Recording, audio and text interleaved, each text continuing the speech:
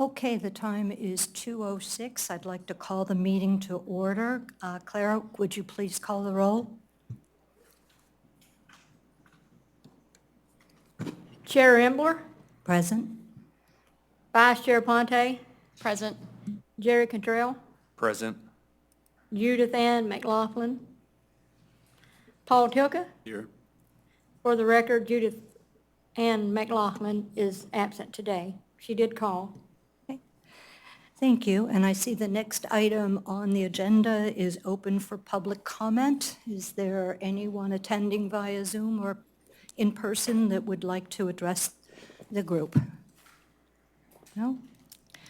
The next thing that I would like to do is make a slight change in the order of the agenda, not the topics, just the order. If we follow Robert's Rules of Business, we should be going through old business first before new business. And that also coincides with our discussion, as noted in the minutes, that we would be spending an hour and a half on the draft personnel policy and then spend the remaining time on the other items.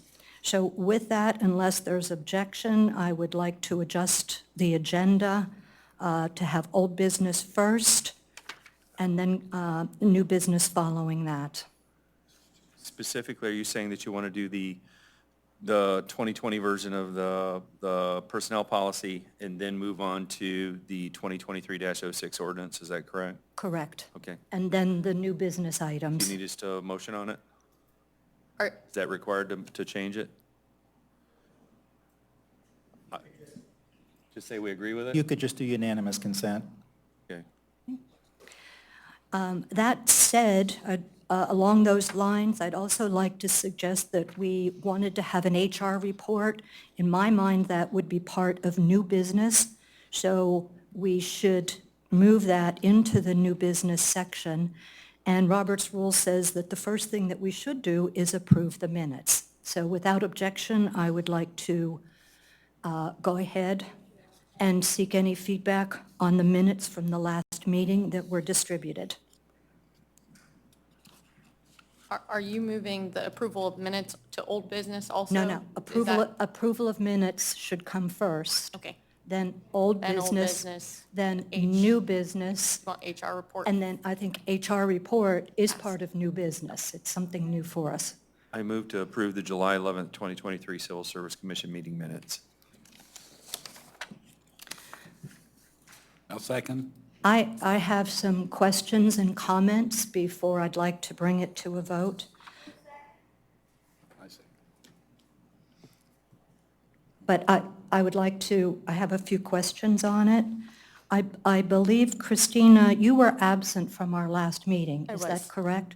So we need to correct the minutes to show that Vice Chair Christina Ponte did not call the meeting to order. I did that. And What are you looking at there? So they went ahead and, it sounds like Chair Ambler would like to actually comment on the minutes. It sounded like they just approved that, so do we unapprove them before? No, we It's didn't vote okay. on the We minutes. didn't vote on it yet. we didn't vote on it. What I'm curious about is, I'm looking at page 4. What page are you looking at? Right here. It's 4 in the box, but it's 1 of 18. And where's the, I'm totally missing what you're saying. This is what I printed out. Okay, I'm sorry, I get it now. Okay. See what happened. I get it. Okay. Sorry about that, thank you. She just didn't change I would that. like the minutes to be corrected to state that Chair Jean Embler called the meeting to order, and add under roll call that Judith Ann McLaughlin and Christina Ponte were absent. Okay. Okay? Next, I would like to, I just have a question on, I'm going to call it box page 5. Paragraph starts, Jerry Cantrell said, next sentence, the city manager said they do similar tasks. From his perspective, they had misclassified the positions. Is Can I ask that we use the screen so that we can all look at the same thing, if that's possible? What page are you talking about? Ms. 5. 5, okay. And who's in charge of the computer right now? Is it somebody? It would be easier if we use the screen. Yes, I think it'd be much simpler if we were all looking at the same thing on the Sure. screen, if it's at all possible. By the way, hello. How are you? I did watch the video, so. Good.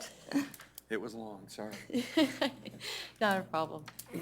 Okay, there's roll call, a sentence, Chair Embler.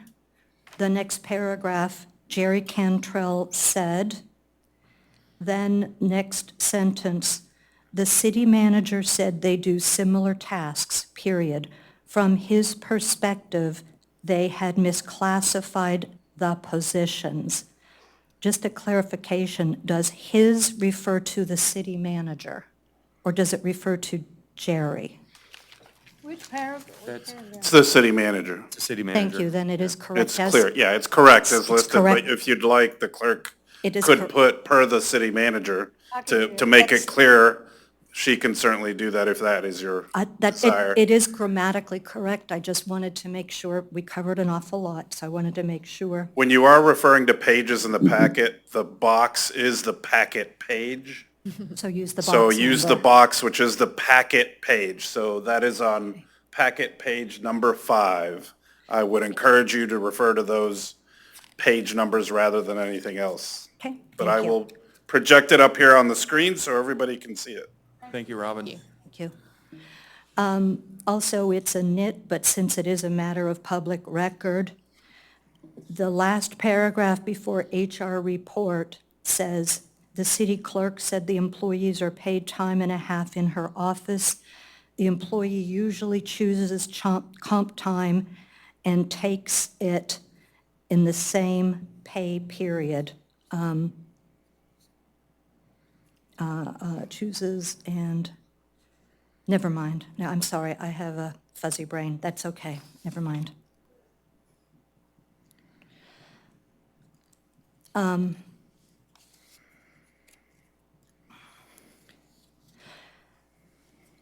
On page 7, referring to the PowerPoint presentation, review of past meetings, I would like to request that Jerry's PowerPoint presentation be reprinted. The packet that we received at the last meeting, it looked fine on the screen, but what we had to visually look at was not printed properly, and we missed half of the words. So I just want to request that it be printed in its entirety. Okay, thank you.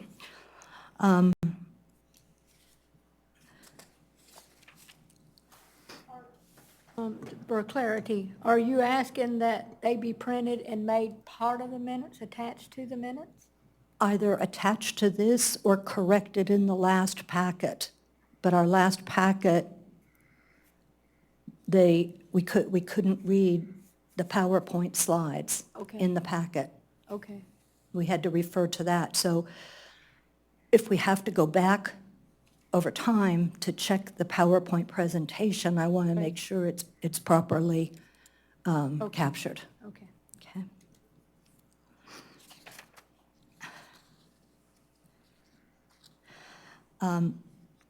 This is, I guess I have a question and a comment. During Jerry Cantrell's presentation, which was very informative and brought forth a lot of information, the minutes, I believe, accurately reflect what he said. There are some areas where I don't necessarily agree with his comments.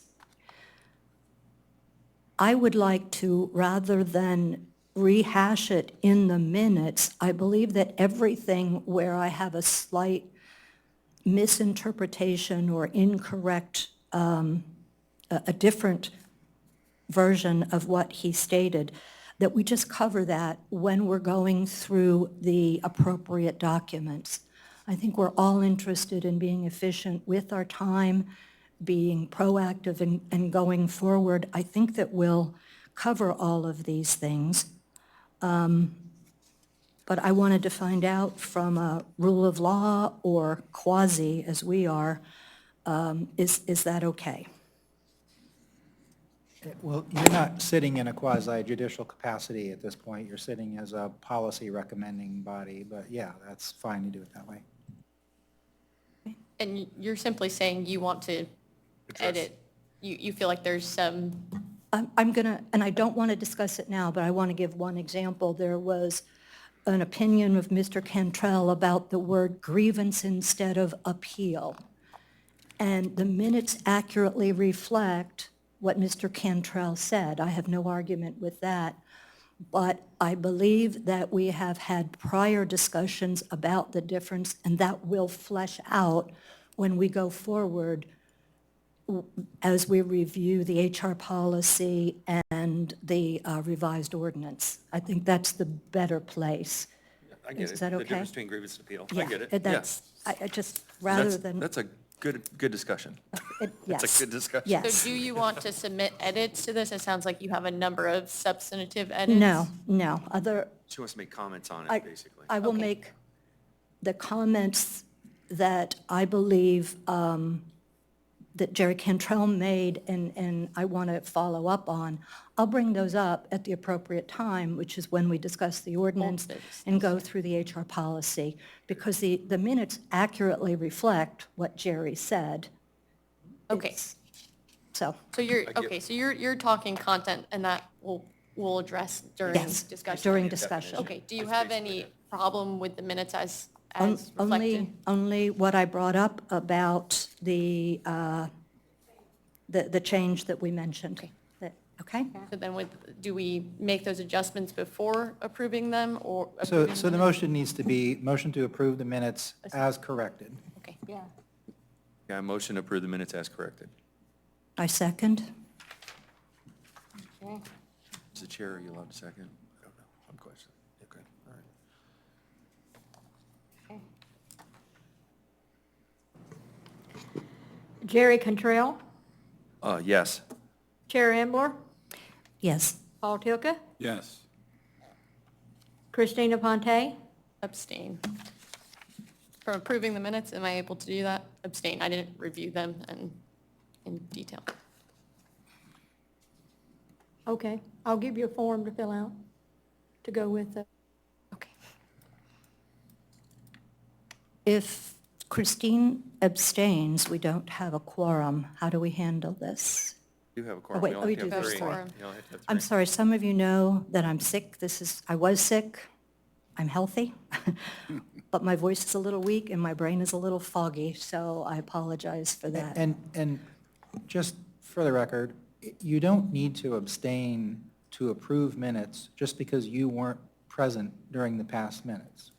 The clerk has prepared the minutes, those that were here discussed them, they're presumptively correct, and so if you have no good faith basis to say that they're somehow wrong, you don't have to abstain, you can still vote to approve the minutes. Another question on that, why do I need to approve it? Why can't I abstain if I hadn't reviewed it and in good faith, I can't, if that's rendering my opinion on this, can I Well- abstain? And why do I have to fill out a form? I'm just curious. Yeah, you don't have to fill out a form unless you declare a voting conflict of interest. oh, okay. No, I don't want to vote on them because I haven't done my due diligence, so I don't feel it appropriate. I don't think there's anything wrong with them, I just don't want to render an opinion on it, so if Here's- that's okay. Here's the thing.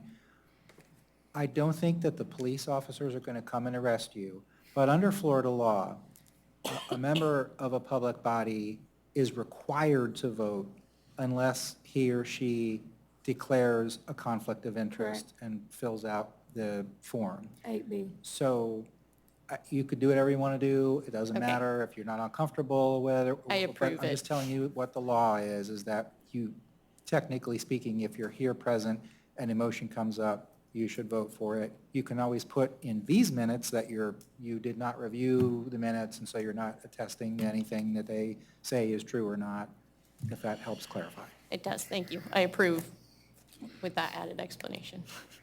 Thank you. Okay. Well, then if we go ahead with the revised agenda, starting with old business, I would like to start with old business C, the draft of the Madeira Beach Personnel Policy 2020, then continue on to A and B. As a reminder, at our last meeting, and it is reflected in the minutes, we said that we would dedicate up to an hour and a half of our time on the personnel policy. Also, just as a refresher, Christine, I'm glad you had a chance to review the meeting. There were many milestones. We unanimously agreed to use the attorney version as our baseline and make changes. As some of you will recall, we had started to do that process back in January of 2021. It was on or about March the 21st that Mr. Lilly joined the organization, and under his suggestion and the previous city manager, they asked us to stop that work and continue using the base document, the city version. So at the last meeting, we reversed that decision, and you may recall that we had worked our way through a good portion of it.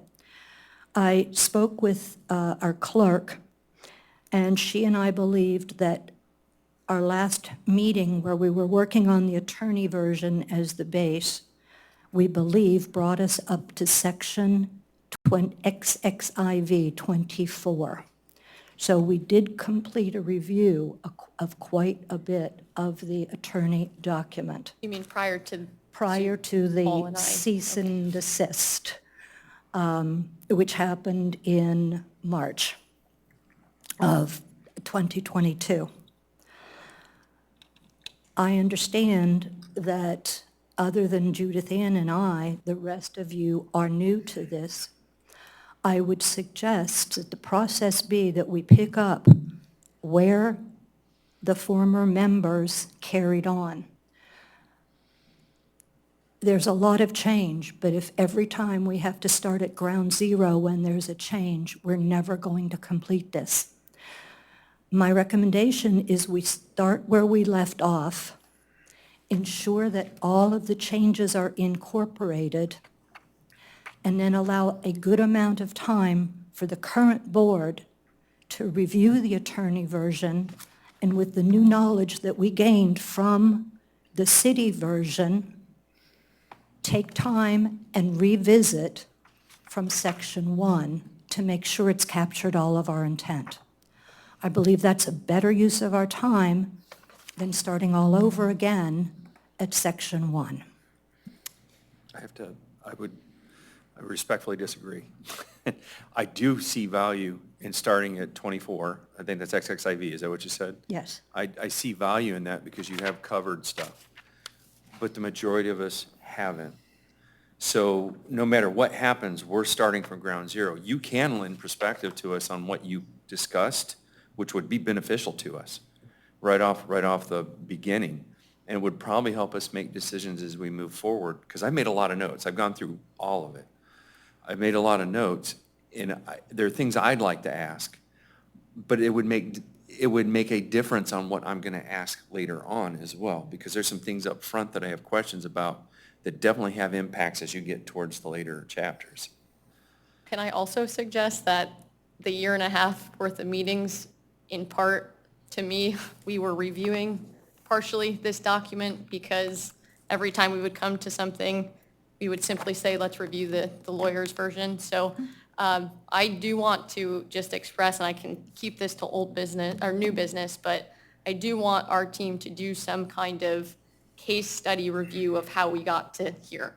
There seems to have been some kind of fundamental breakdown in our process here. I appreciate the research you did and pushing us over the hump to go back to this version, but on 3 different meetings, myself, you, we asked if we could use this version, and somehow we got pushed down. So I appreciate what you came up with and how you identified an ability to go forth with this. I'd like to see it, I'll wait for new business, but some kind of review by our team to make sure that we don't end up ever doing this again. where we just spent a year and a half going through something that's essentially going to go in the garbage, so. And I'm sorry, go No, ahead. you go ahead, please. I was going to say, Christine, I believe that when we get to the discussion, I believe we've already taken steps in that new ordinance to make sure it doesn't, we've spelled out better communication flows. But Yes, I would I agree. think fundamentally there was a breakdown on ability to pull the Civil Service Commission. I'm not sure how it happened, but something happened, right? So I would like to review that in new business as a group. I would like to start over, pretend the year and a half didn't happen, and give this the due diligence. I know it's easy to say that, I mean, I don't want to, what we had done, hopefully we learned, and, we had some progress with the insurance and rectifying a few things, but I think we need to start over, unfortunately. So that's my opinion on that. Dr. Tilka?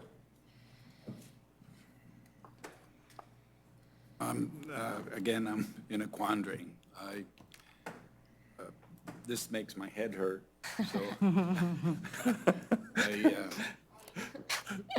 I think we all understand. Yeah.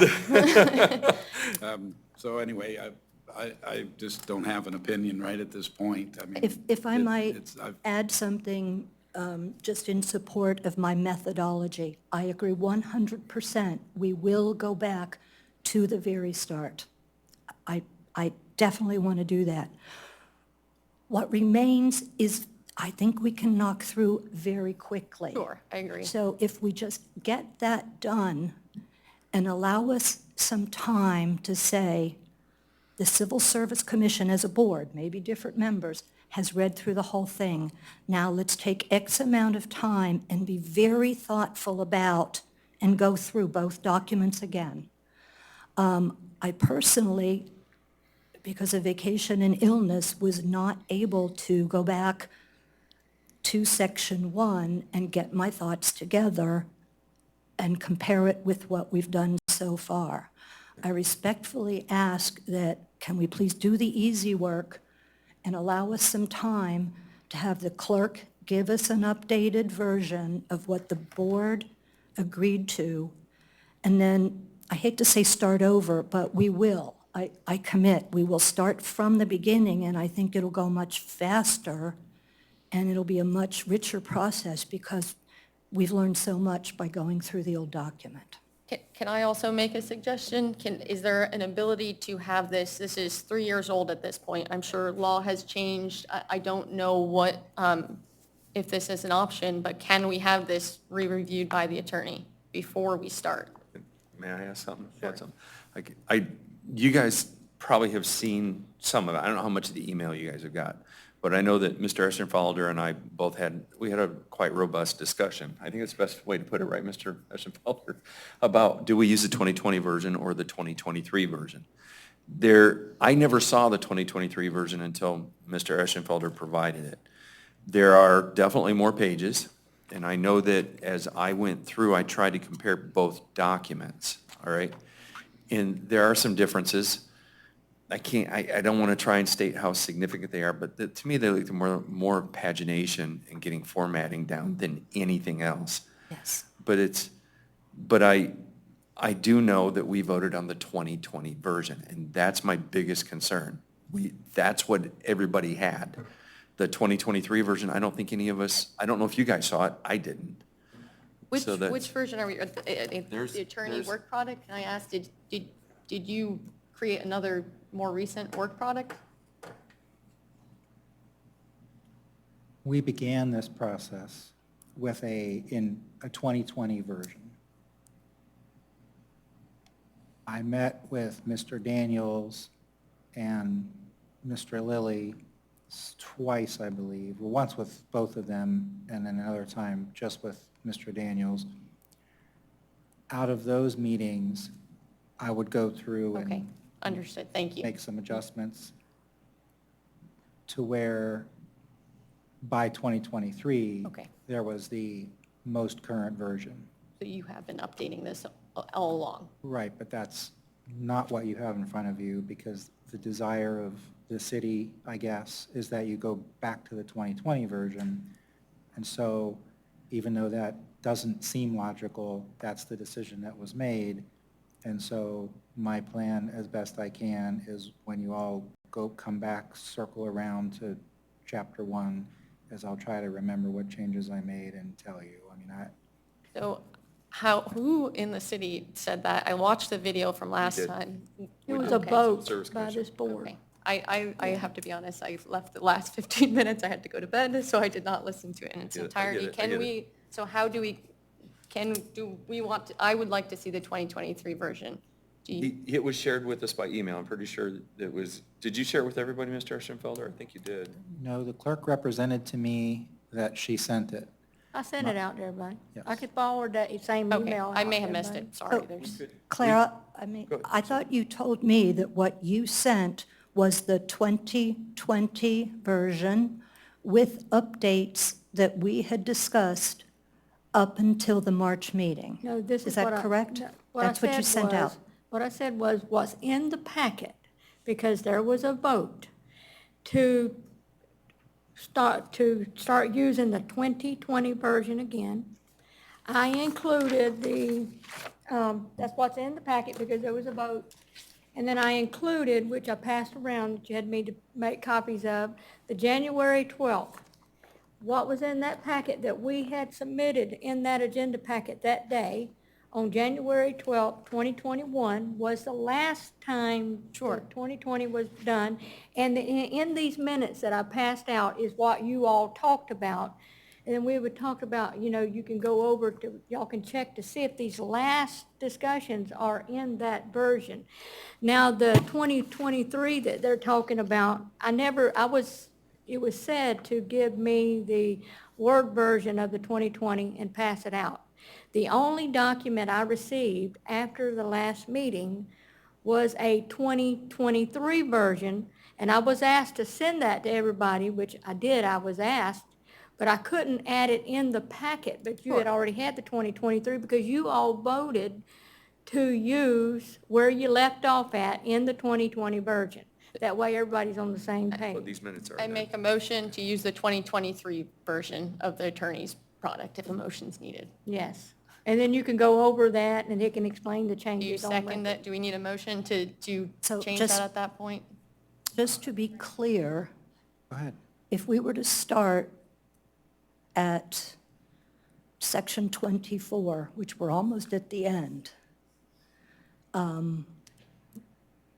I think And we're we- overthinking that part. Like, it's to be, I mean, we need to, everybody in this board, before I let this go through, I'm going to want to read everything. And since 2021, edits have been made, and I would be most comfortable with having the most current attorney-approved version.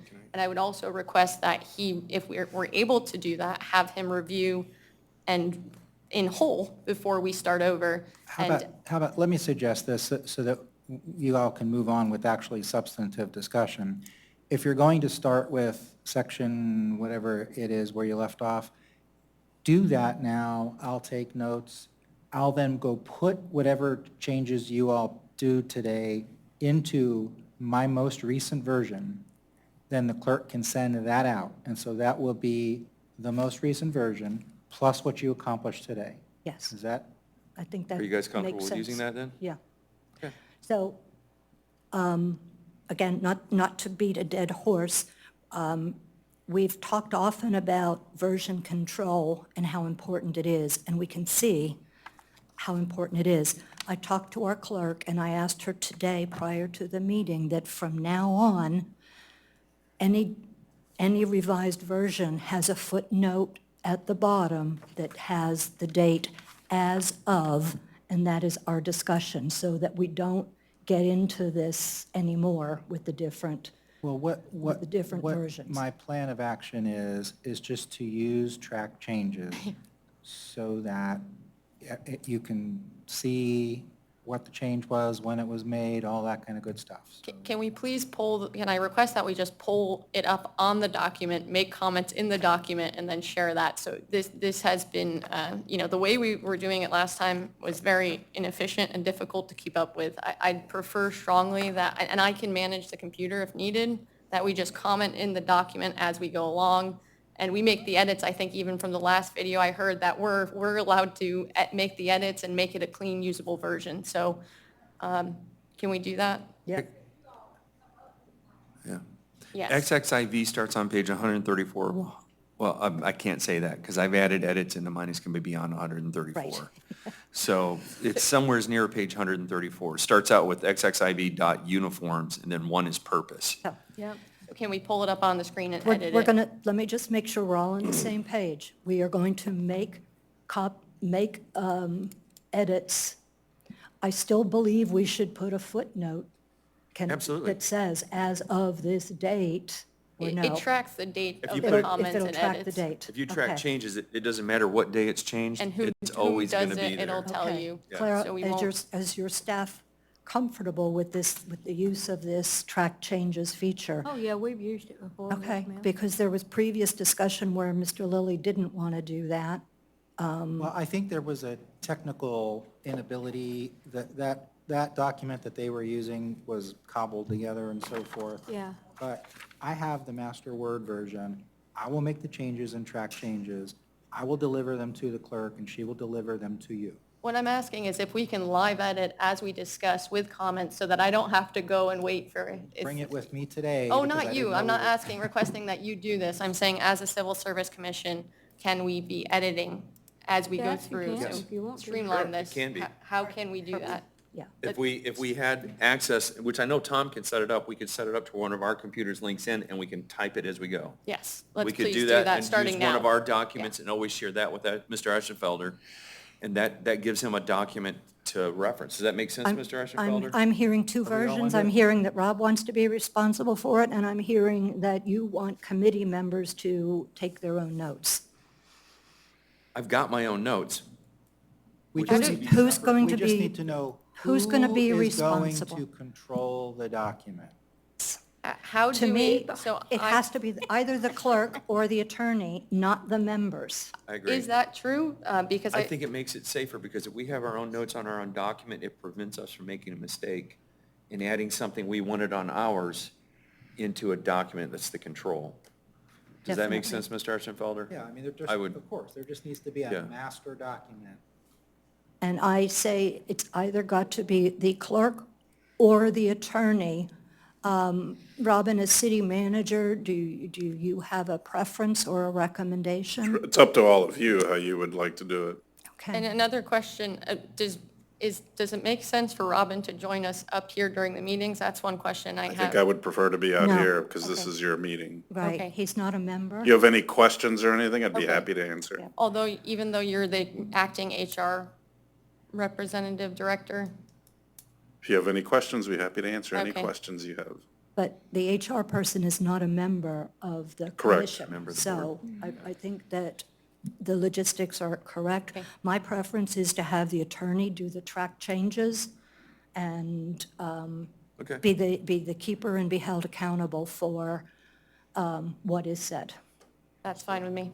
Understood? Paul, Yeah, are you okay? I agree. All right. Can we move on then to section 24, which has to do with uniforms? Section 1 is purpose. Does anybody have any thoughts in that area? And we're reading from the 2020 document, correct? Yes. Correct. May I read it out loud to make sure we're all looking Sure. at the same thing? One dot purpose. It is the intent of the policy to provide the following guidelines to city employees required to wear uniforms in the performance of their duties. One, if the city provides an employee a uniform, the employee shall be required to wear such uniform as a condition of employment. Two, employees required to wear uniforms shall only wear the uniforms while on duty or commuting. Wearing uniforms at any other time is strictly prohibited. Three, uniforms are city property and must be returned to the department upon separation or transfer to a position which does not require use of the uniform. Four, it is the responsibility of the employee to ensure that their uniform, that's an S, are properly maintained and laundered. 5, employees may be subject to disciplinary action up to and/or including dismissal for violation of any of the above. I have no recommendations. No.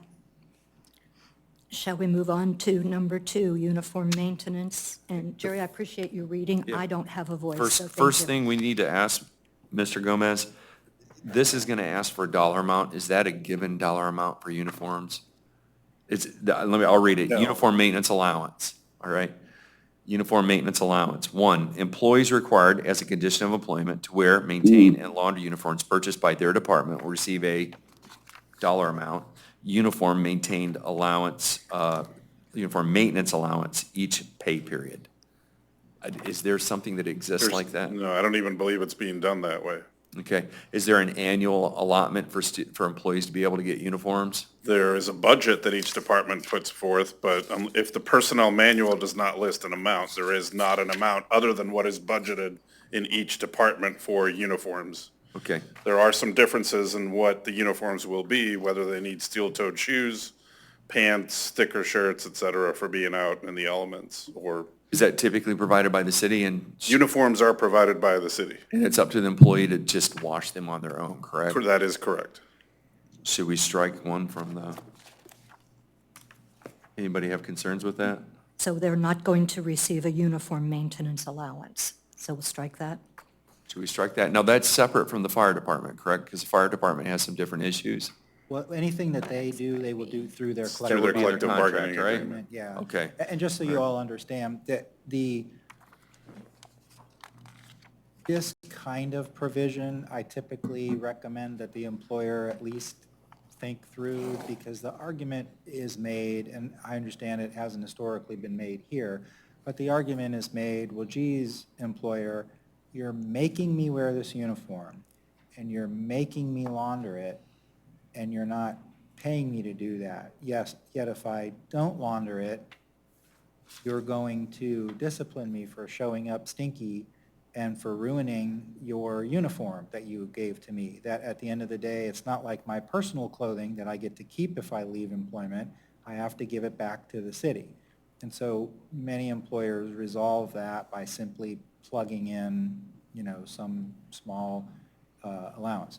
You don't have to do it, but that's why it's there. I'll just explain. How much does it cost to wash a load of laundry, guys? If they wore their own clothes, they would have to wash them, so I don't see the Exactly. difference. Really is no difference. Do you want If we're not gonna provide a uniform, you cannot come in with stinky clothes. You have to launder your clothes. We are providing something, and it is a less of an expense to the employee, but I'm fine with however you would like to Well, do let that. me- But that's typically what cities do. Let me read the rest of this because it sounds What like. page are that's- you on? Sorry. It's, 624 of the Thank you. box. Thank you. so it says uniform maintenance allowance, that's item number 2. Block 1 in it, employees, and that's where they get the dollar, whatever dollar amount is. Number 2, this allowance is to cover the cost of cleaning and maintaining the uniforms in accordance with departmental standards. And 3, any taxes due on uniform maintenance allowance shall be the responsibility of the employee. I know this is a tough one because I know when I was in the military and we had to wear uniforms, we actually received an annual allotment. All right, there was an annual amount of money that was provided for us. I understand Attorney Eschenfelder's standpoint. So if you're telling them that they have to have it, is there a nominal? I mean, nobody should get rich off of this. It's a city. I would think this is a small organization. I'm also made to wear a uniform, and so can I ask the attorney is it adequate to simply state in your policy that you will not receive an allowance, and that is simply the, I would, if you all aren't recommending that, then just strike 2, and then 3 becomes 2.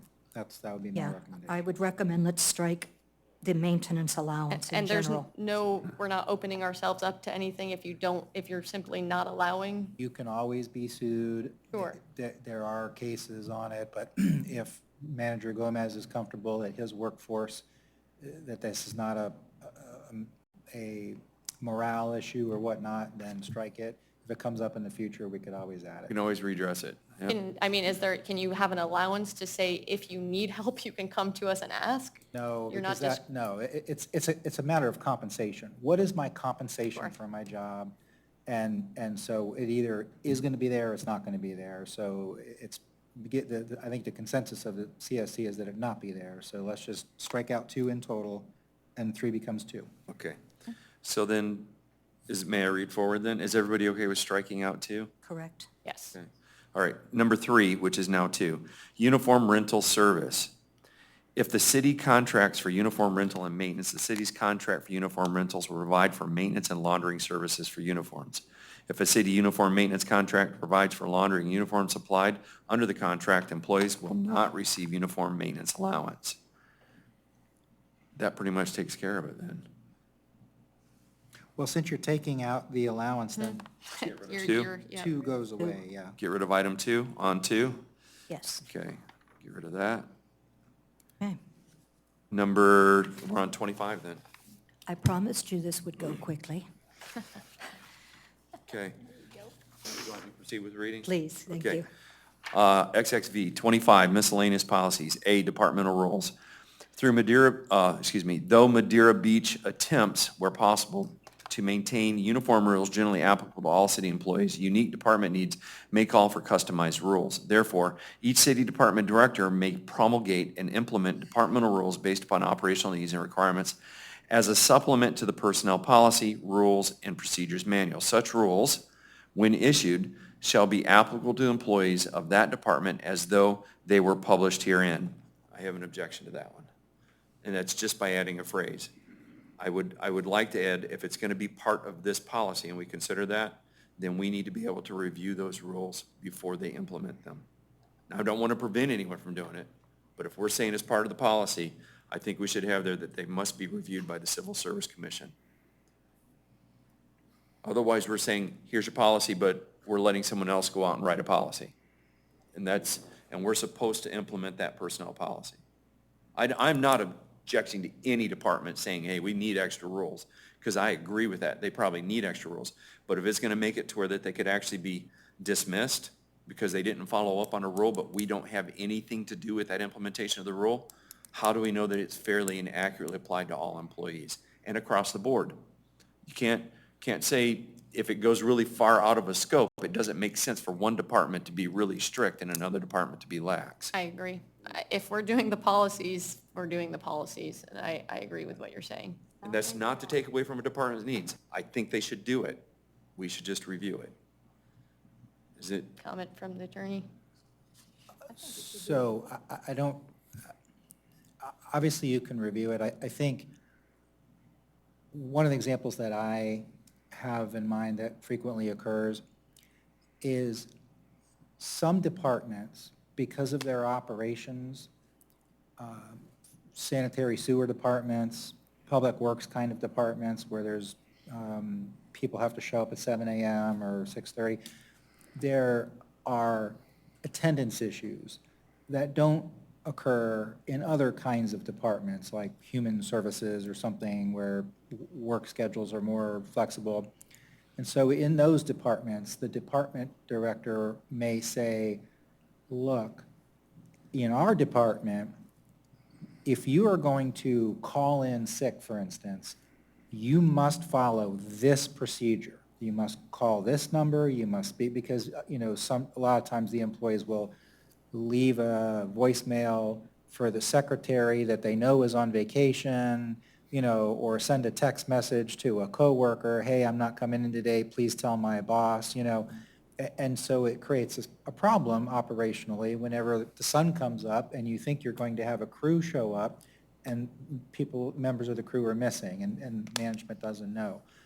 So you can certainly review those things, but I guess I would just respectfully ask you not to have such a mindset that everybody in the city must be treated equal, because not all jobs are treated equal. And so just give that director, when you review them, give that director the opportunity to make his or her case. For my crew, for my people, I need this rule. Even if you think it's harsh or whatnot, and the library people don't need, there's always things that you can excuse, but it's just, in my experience, these kind of operational rules that don't need to be in the full personnel policy because they don't apply to everybody, but they need to be in this department or this division because of the unique operational needs. So If that's the case, could we still at least review them? Because honestly, if it comes down to a dismissal, we're going to need to be the people that have to review it. We need to be aware of what that rule is prior to its implementation. I agree with you. They probably need to do it, and I don't want to prevent them from doing it. But if we've got to make a decision in some type of quasi-judicial forum, we need to know what that decision's based on ahead of time, instead of at that last moment, oh, this is an extra rule. Well, and I think, that you're reviewing any administrative rules that get adopted can be helpful in the sense that if you have to be at a termination appeal and the person starts to point to the rule and say, oh, this is an unfair, oppressive rule, you guys will have already seen it and given your input on it, and so that kind of cuts that argument off. So I think, there is benefit to you all seeing it, Yeah. just as long as, I just want Right. to make sure you understand. We have the venue, we set up that at each of our meetings, we're going to have the HR report. I would suggest that That's the ideal time, that's the yeah, ideal time to bring present. it up, that X department, ... So if we can let the Right. minutes reflect So then that- is it a consensus to add to A that any such rule, any such department-based rule shall be reviewed by the CSC prior to implementation? Yes, Perfect. just so we're aware. Ask something of the city manager, actually, or whomever can answer this, maybe Clara can. Do you have a centralized location where you access all of your policies? Should be. So for instance, we're actually implementing in my company right now Bamboo HR. So everybody has access to all of the policies. So one of the things in this exercise I found difficult is, what we're talking about now, it's not the desire to control everything or be understanding of, but everybody should have access to an understanding of the policies. So, a new employee, do they have access to all of your policies? Yes, they receive the copy of the personnel policy manual. They're explained to them where it is, where to view it. It's electronic in the city's W Okay. drive that everybody can view it. As part of the orientation, they are advised as to the city policies, the personnel policy manual that is currently being used. And then the departments provide them an orientation of where to report to work, what to do with their duties, responsibilities. They receive anything additional at that time. No different than just about any other organization. Sure. And I guess I haven't received my new laptop yet, but do we have access to that so we can just understand what other? You have the personnel policies manual, I believe. You've been reviewing it for the last year and a half. Of course, That's the thank one. you. That's the one that we use right And now. I'm talking about supplemental information because, If you want them from each department would have their own, we can provide those to you if you would like. and that, are there a If lot departments, of written? I think not every department has their own, but I'm sure most do. We can find that out and provide those to you if you would like. Can we add it? Because we really have a rolling agenda of things we need to cover. Right. So I don't think we're going to get to it in the next meeting or two. No. But can we add that? Sure. That we need to see, if departments have a subset of rules they want to implement, or they're already implementing. Which they do. Well, they do. and Can we just see those? And we it doesn't can- need to we'll- happen. We'll email those to you. Yeah, I don't think it needs to happen within the next 3 months, Well, honestly. I mean, each department Yeah. I had asked them in the past year to give me your departmental policies, procedures. Some Sure. really and- did a good job to redo them, and others added what they needed to add. So we do have those. They're not part of the personnel policy manual, which I believe is what the charter is alluding to.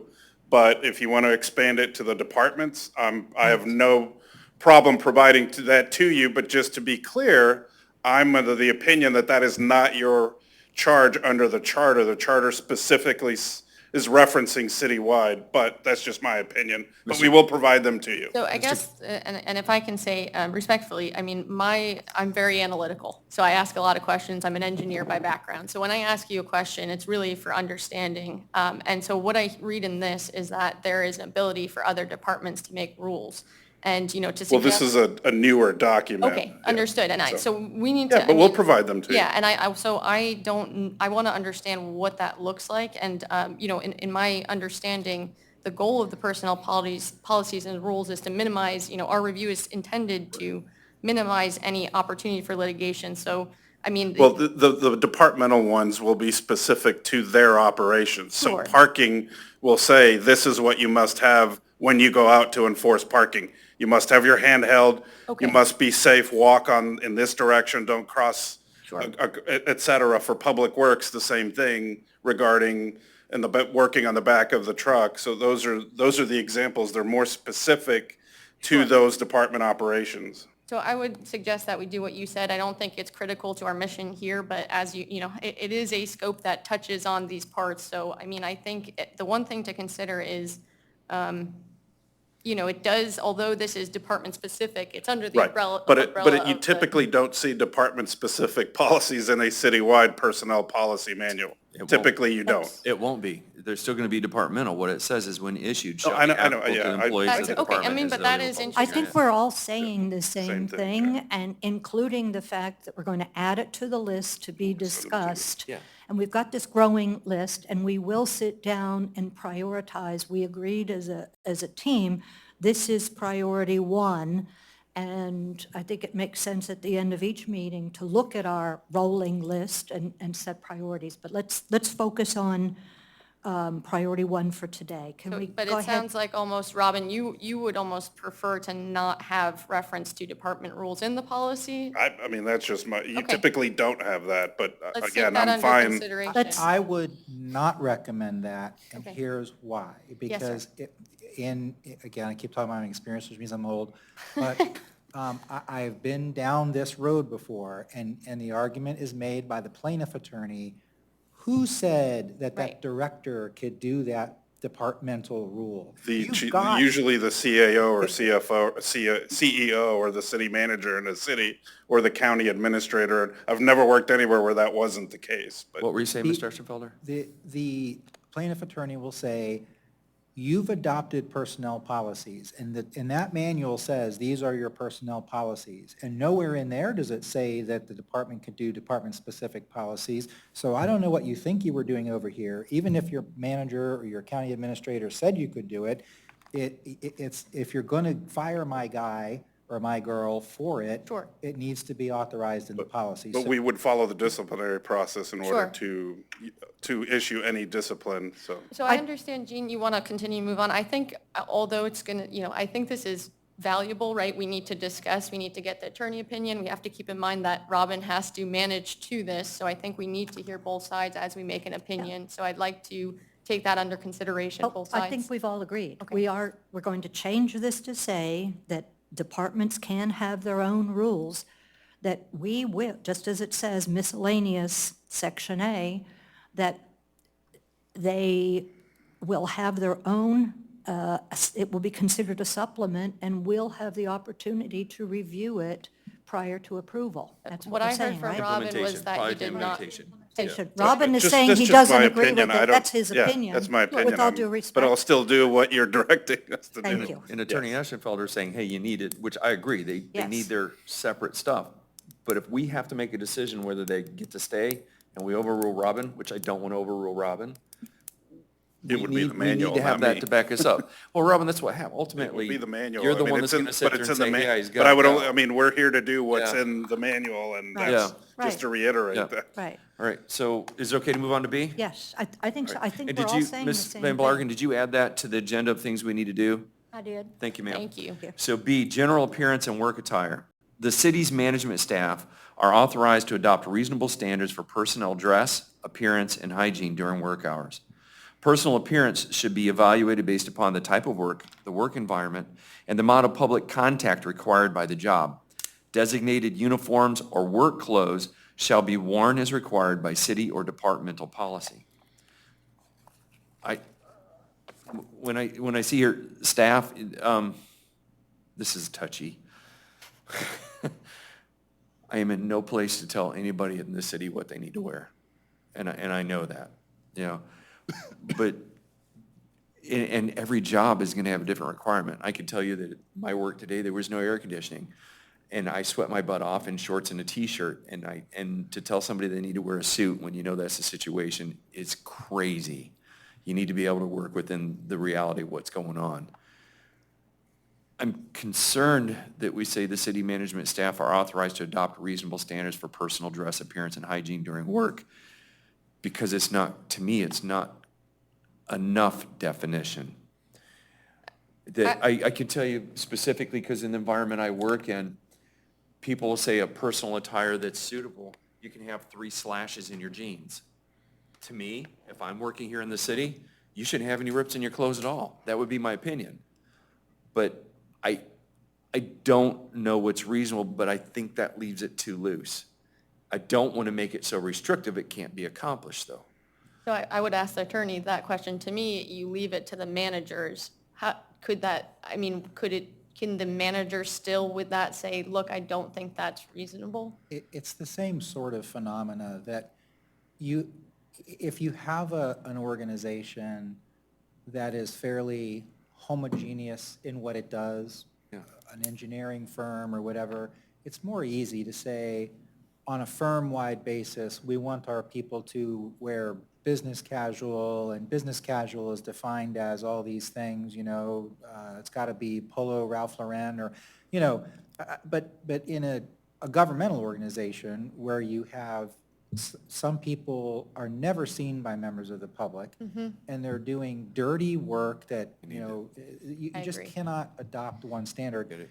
This provision falls more in the line of things that you should have in your policy to where when you get sued and the person says, you're just making that rule up because you're discriminating against me, because I'm overweight person, or I'm an underweight person, or I'm an old, whatever, insert your protected category. And so you're being totally subjective. And so this rule puts some reason why management is allowed to promulgate the rules. And so let's just work it through, to respond to Commissioner Cantrell's, issue of specificity. This would be one example of the department or division-specific rules that get made, right? Because the clerk Yes, for her I agree. office may have a mode of dress.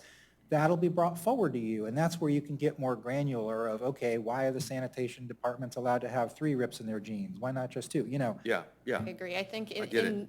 if an issue were to arise, you handle that by a department rule. Like, because you are public facing, it is a rule that you must have business casual. So would that suffice for, it allows the freedom without opening ourselves up? I mean, if it becomes a management issue, they have the tools to resolve it, in my opinion.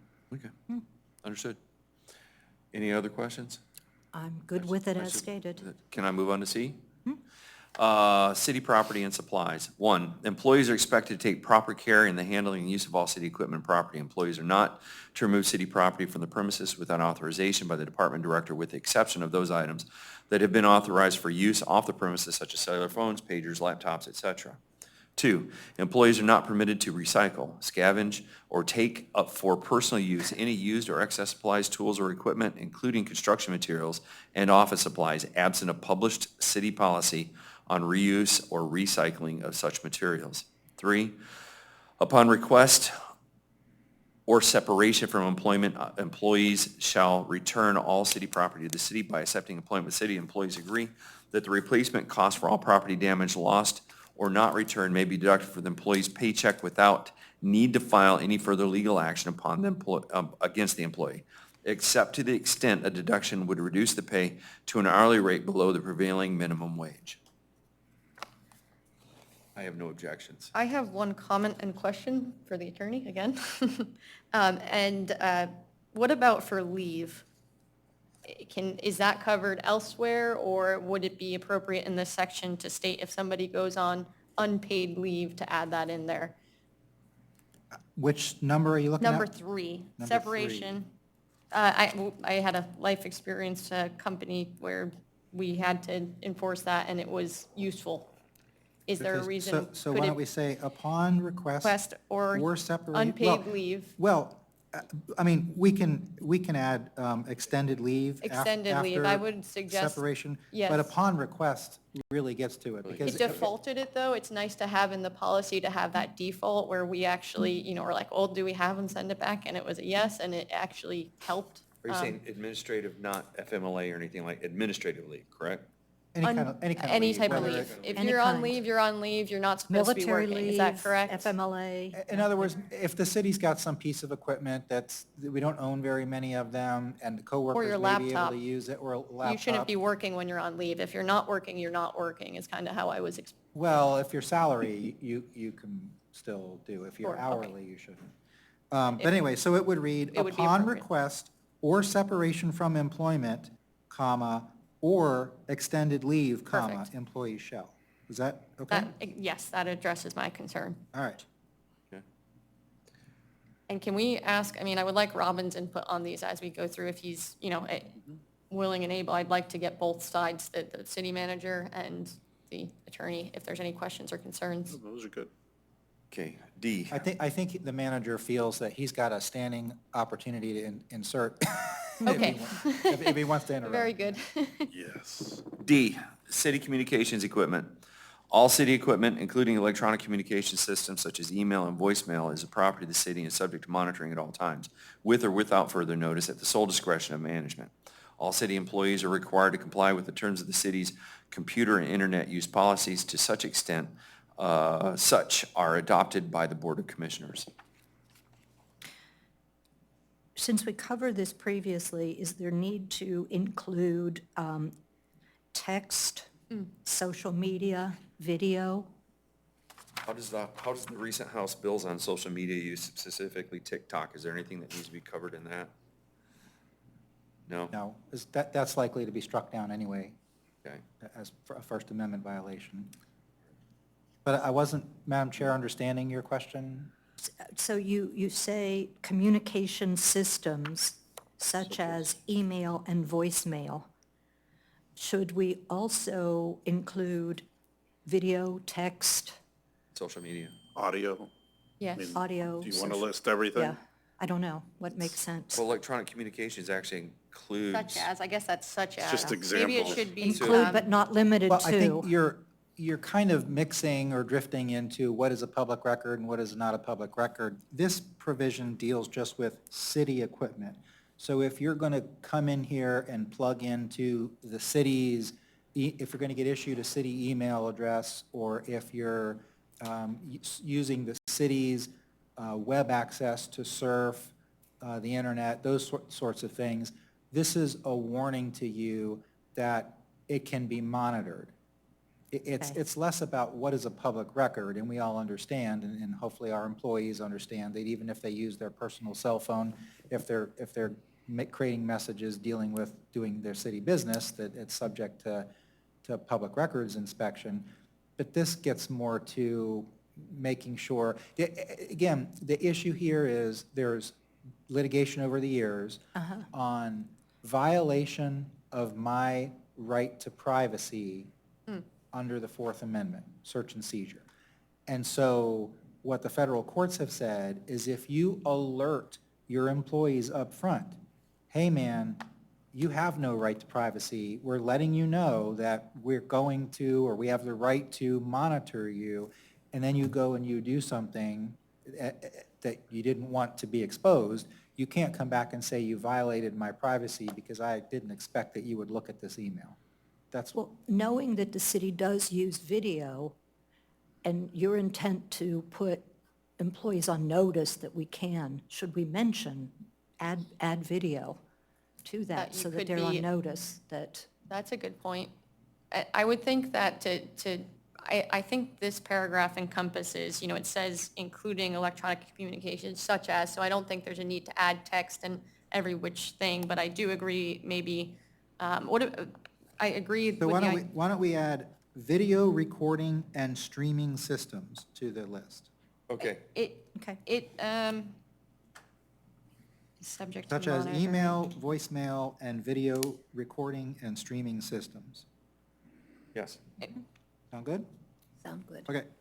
Should it be seizure? So I almost think that should be, not to be nitpicky, but I almost see that first sentence suggesting that this is the equipment that's been given to you, that we can monitor what's been given to you. And what I think you were suggesting and talking about is more general monitoring. So I'd almost want to see it as a separate sentence, if that makes sense. And then I almost think that, what about, it's not just monitoring, but we can seize your equipment at any time. Is that, Well, that kind of drifts back up to C Three. with the, Yeah. You can request them return the property under C3. okay, fair enough. Upon request, okay, very good. Other discussions? Are we okay with E? E being telephone number? Address and telephone. Is it okay to move on? E, address and telephone number. Each employee shall provide his or her department with the current physical address, telephone number, and contact information. The employee shall also provide and maintain a current name and telephone number of an emergency contact.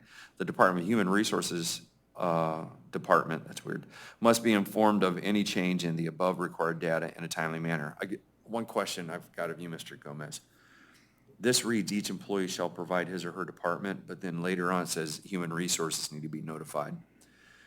Is the department required to give that information to the human resources, or is No, it one when- collective set of data? When the employee fills out an application, we have their information, and that gets entered in the HR system and payroll system. So that's where anybody can access that.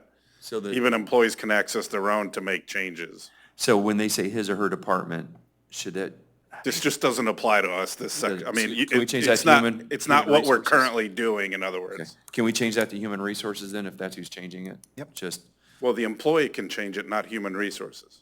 They Must can be- all change it. It addresses what you're saying, I think, although it's not stating who's changing it, it just Right. says you must be informed. So it's doing what you're saying. You're saying logistically, it sounds like you're handing in a note or email, but it sounds like it's covered. And I agree with this. You want to know if, if somebody moves and you have to send a mail, and so I think it just removes, I think just human resource department must be informed. Is that fair? because it is a human resources application they're editing, is that correct? No, yes, but the employees can make their own changes. Our entire HR operation is electronic. But they're notifying, that's what they're doing, that if it's They're- electronic, if- they're if they- notifying human resources. They're going into the system that tracks the changes. The department can see it, HR can see it, I can Everybody see it. Okay, It's not just notifying HR, it's going into the software, the HR management software to make the updates and the changes. then effectively, they're notifying human resources, in my mind, does that make? That's however you His or her wanna- department's not what's happening, that's the only thing I'm questioning. yeah, they're all making, being they're making notified. their current address available to the city. Yes. So Okay, yes, yeah, it's- okay, all right. I think we're saying the same thing, Robin. Yeah. All right. Is it okay to move forward? Anyone else got questions? Okay, F, solicitation of contributions, memberships, or business. 1, the solicitation of contribution memberships and businesses among employees of the city shall not be permitted on city property during the employee's work time except for those charity drives or employee benefit promotions specifically organized by the Board of Commissioners. Employees may, with departmental approval, engage in limited, temporary, passive solicitation, such as a temporary posting of a Girl Scout cookie order form, placement in a break area with a Little League candy box, and the like.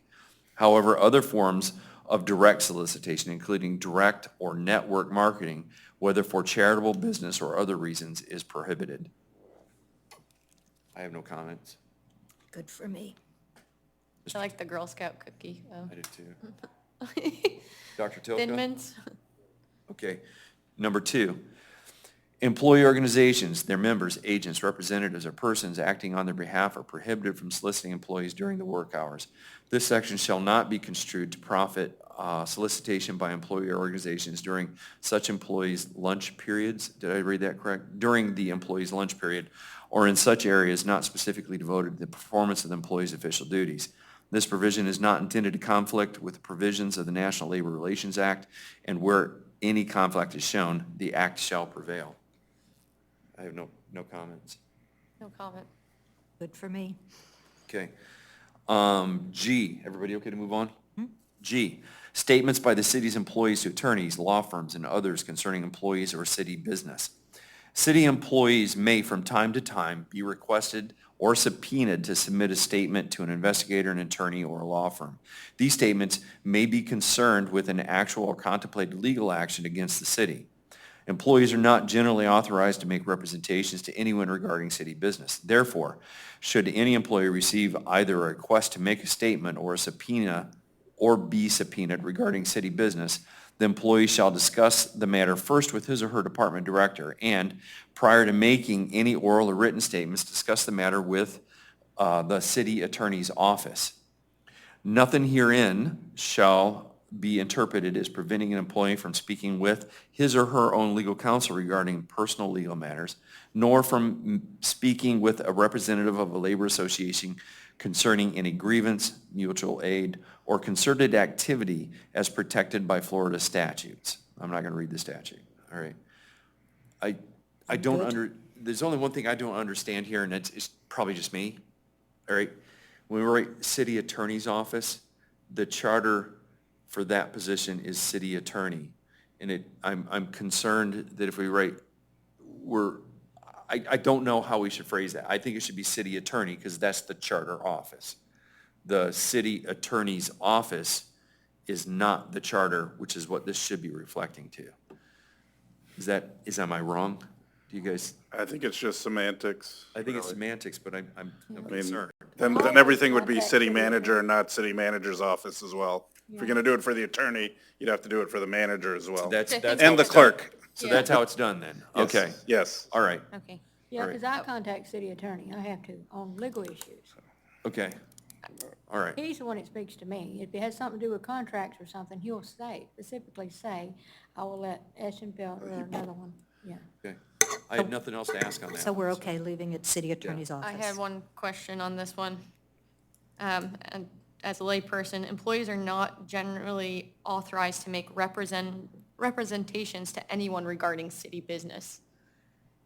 To me, I could misconstrue, I mean, what constitutes a representation of city business versus not? Can you not talk about what you're doing at work, or is it strictly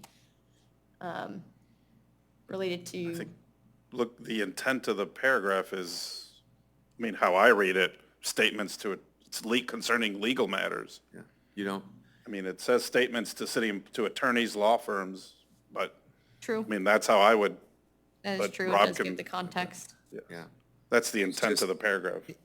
Unless you're required to by the city, you don't speak to, What this Yeah. provision is attempting to get to is there is a rule of evidence called admission by a party. And so what the plaintiff attorney will want to do is get somebody, particularly somebody in management, to say something about the accident that just happened, the Sure. spill that just happened, because they will then, when you're in court, say, the city admitted this. Why? Because the department head gets to speak for the city, and the department head said thus and such.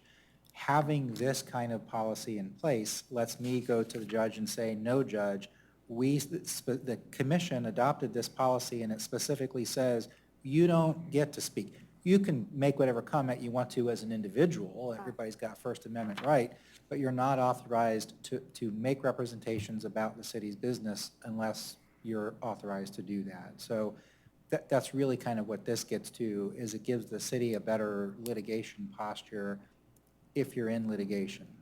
Understood, yeah, there's no question regarding the paragraph. I was simply trying to understand the representations regarding city business, if that's encompassing of, I mean, I guess with the context of the paragraph, that makes sense. So that is fine by me. Honestly, I was just curious for educational purposes, but very good. is it okay to move forward? All good? Move forward? Okay.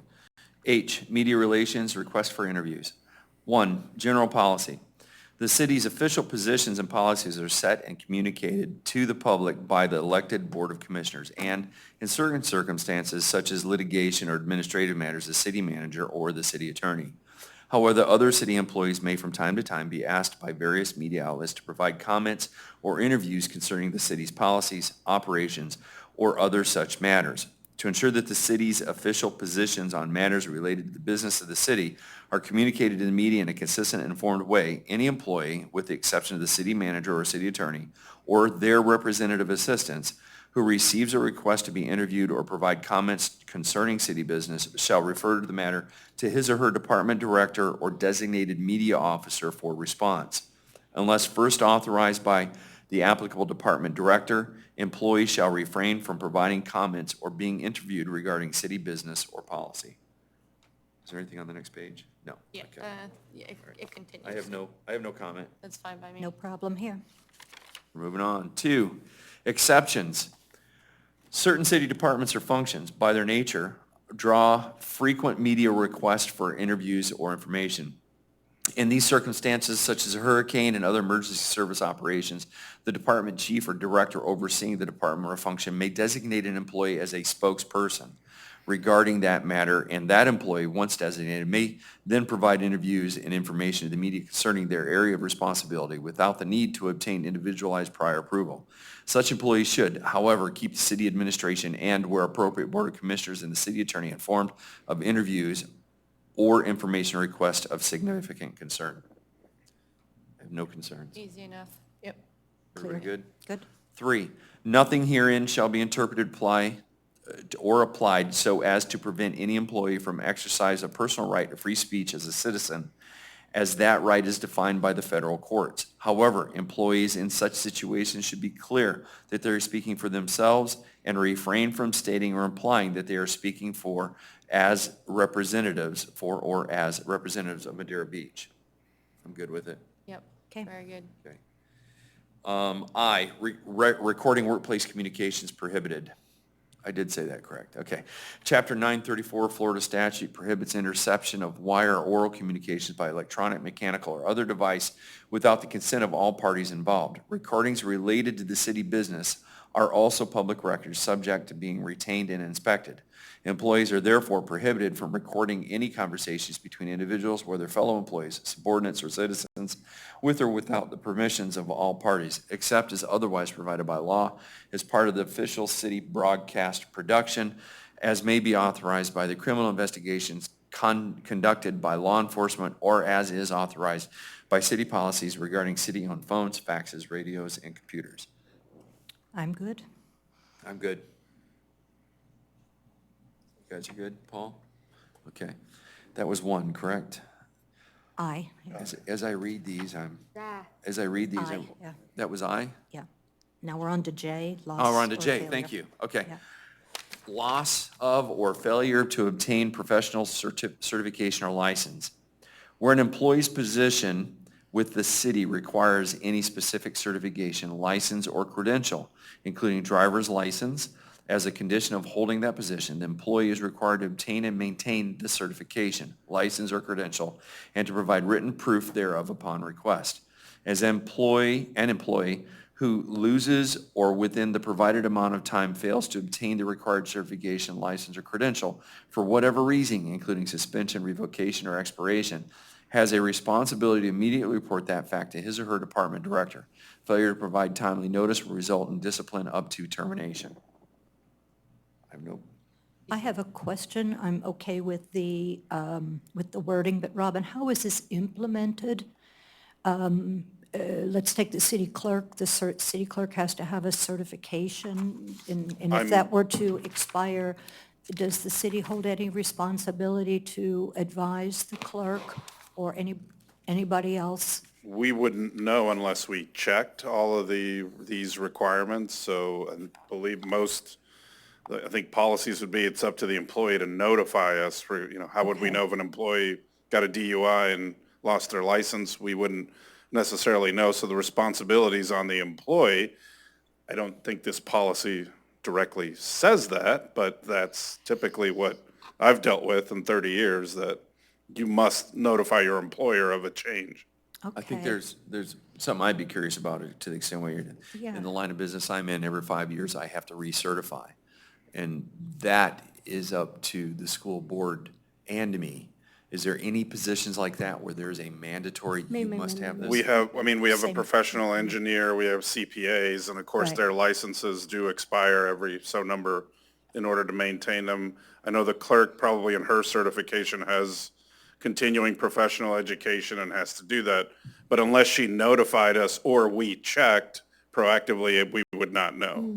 Then to the attorney, should the city be tracking?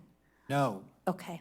No? I think No, we're that- more look, into The implementation. manager's right. It's like I require a license to practice law. Right.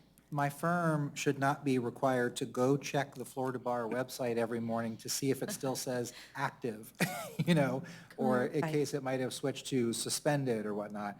It's my obligation, it's every licensed employee's obligation, if they get suspended or whatever, expired, to go tell management, hey, I need to let you know, because the city doesn't want folks out there being an engineer if their engineer license is suspended, or whatever the issue may be, being a firefighter if their firefighter ticket has been suspended. And so this puts it upon, the city, when it hires someone, it'll go through and do that and say, show me your license, right? So on the hire, we'll see that there's a license. Moving forward, we're going to assume that you maintain that license because that's your professional license. We don't license engineers. The state of Florida licenses engineers. We just need to make sure if you lose it or it gets suspended, we need to know. I agree with And then the rest that. of the rule I think walks through it would how. be onerous for the city to have to track it, and also it should be on the employee, so I just wanted to. Well, then it also It's creates also a covered. potential legal claim against the city Exactly. if it tries to undertake that effort and then it negligently fails to monitor, and then somebody goes out there and does something that's a licensed, you know, activity and injures or kills someone. Now the city's got a lawsuit. Well, you took on the task of monitoring these licenses and you failed to catch. It's also part of your professional license, the assumption that you Yes. will upkeep it. So it's on both sides. It's also, the city's covered saying it's not our responsibility, and you as a professional, as a lawyer, as an engineer, have the responsibility to uphold and upkeep this as a doctor. Good. All those, so I don't think there's much. I think there was something Ms. Van Martin was trying to say. Yeah, mine's different. The city clerk, per the city charter, has to be a professional city clerk certified, in other words, master certified. I have my master in university and master certification in city clerk. Now, I would have if I should lose my certification for some reason, my master certification as a city clerk, I would have an ethical duty to immediately inform my Board of Commissioners that they're, no longer in good standing or whatever, because if I didn't, I would lose my job, because I would have to, have the opportunity to reinstate them or whatever, but I don't see that happening, but still, I have an ethical duty right away, immediately, if Yes. something should happen with my certification, because that person has to have that before being hired. I'm required the same. Yep, I have I'm an ethical duty required. to So notify, yeah. Good questions. I Good. think it's covered, though. Yep, good. Okay. I didn't want us, I had hoped that you were not tracking, so that's good. No, I can tell you the one thing that cities have, at least the city that I worked in, they did every year require driving review, a review of driving records for insurance. And also I think it was required for gas line workers and those that had needed that safety sensitive positions. I specifically remember gas line workers. Do we, that's a that you're mentioning it, do we have a need to check licenses? Okay, We're very small. okay, We don't have any gas line The workers. safety program is covered somewhere else, right? Is safety. It's a safety manual. yeah. I actually worked for a city that the HR decided one day to check driver's license. We had a guy that actually drove safety equipment, had not had a license for over a year. And he drove a city car, city truck. Yeah. Dangerous. Well, if it's in here and it states, that's a good question, Mr. Arsenfelder, if it's in here and it states that they have a responsibility to notify right away, does that remove some of the liability from the city? Correct. Yeah. Okay, good, okay. The issue in negligence is, are you acting in a reasonable manner? The court would say adopting this policy is the employer's reasonable way of trying to keep itself informed of licensure, so, yeah. All right, I think that's what it's about, is protecting the city. Right, Okay. great. Everybody okay with moving on to 2? Yep. Okay, upon timely notification by an employee that he or she has lost or failed to obtain the certification, license, or credential, his or her department shall have the following options. A, make a reasonable effort to reassign the employee on a temporary basis to appropriate and available responsibilities, not requiring the certification, license, or credential for the reasonable time frame up to the subsequent exam and incident follow-up, and results notification date to provide continuous employment during his or her efforts to attempt to acquire or obtain reinstatement. Is it okay if I read B and C as well, guys? Yeah. No? Okay. B, allow him or her to use available and applicable leave during the allotted time frame while obtaining reinstatement. Or C, place him or her on a temporary administrative leave of absence without pay not to exceed the allotted time frame. So you don't have to put or on here or anything like that, because it says any of the following options, correct? Correct. So I don't have any problems with it. I'm good. Mr. Tilka? Okay, can I move on to 3? If I can get my computer to work. Sorry, guys. An employee who fails to have his or her certifications, license, credentials reinstated, or to initially obtain same without the allotted time period, within the allotted time period, may apply for and be considered on a competitive basis for any vacant city position for which he or she is qualified. If the employee is not selected or does not apply for such positions prior to expiration of the allotted time frame, then he or she shall be non-disciplinarily separated for failure to obtain or maintain a necessary job qualification. That sounds fair. Agreed? Did I miss something? Allotted time frame? Is that just at the discretion of, Actually, it's based on your license, what I would assume. Is that what that's representing, Mr. Eschenfelder? It could be based on your license, or it could be, so how this has typically gone down is the employee comes and says, I got my license, my driver's license suspended. The boss says, well, look, you're a driver for us, so I'll give you 60 days. I can put you over here and make use of you, but if you can't get it reinstated within 60 days, we're going to have to unfortunately move on. That frame may be different for different kinds of licenses, because sometimes the loss of the license, it will require some lengthy process, like with a lawyer license, you've got to go through the bar process. And so then that becomes a question for the manager, do I keep this person on the payroll, or do I just move on? So there is no one time frame you can give. It's just going to be very situational. would it be depending on- appropriate to add something like allotted period as something manager, as direct by, something that, because I read that and to me the question is what allotted period? Not to define the period, but who's deciding what that period is? As dictated, reasonable by the manager, position manager. Why don't we say the time frame determined by the city manager or his designee? Perfect. Is that okay? Yes, thank you. Okay, to move on to K? Let me stop. In our last meeting, we agreed that of the 2 hours, we would spend an hour and a half on this document and allow half an hour for other items. So Good we're job. 3 minutes past. We have only 4 pages to go, but I think that we need to stay true to our commitment to work both on this and other pertinent things. So I'd like to suggest that we stop at K, searches on city property, I agree. and Agree. that we'll, I don't see any reason why we can't knock that out at our next meeting, and we'll talk about the date going forward. Is everybody okay with that? Works for me. Then we talked about prioritizing old business. And the other items that are considered on old business, I'm going back to the agenda. And can I just, before we move away from this, just confirm my understanding that Attorney, is it Eichenfelder, how do you say it? Eichenfelder, okay. Are you're going to add the comments from 2023 that you've collected to date.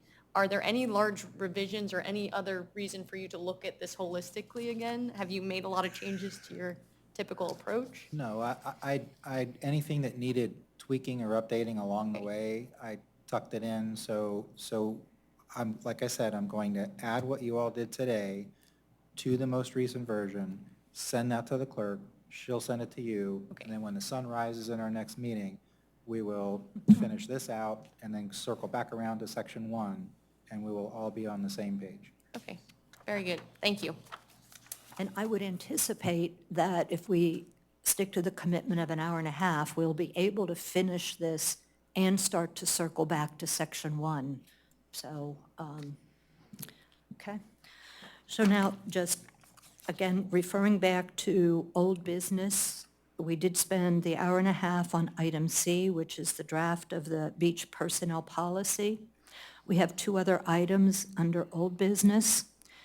A is ordinance 2023-06, the amendment to Civil Service Commission rules, and then B, 2023-7, the whistleblower ordinance.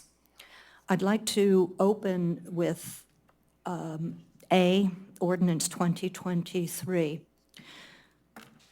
If you will all recall, a couple of months back, and the clerk can refresh me on exactly what month, I believe it was July, this board, as it stood, went through that amendment.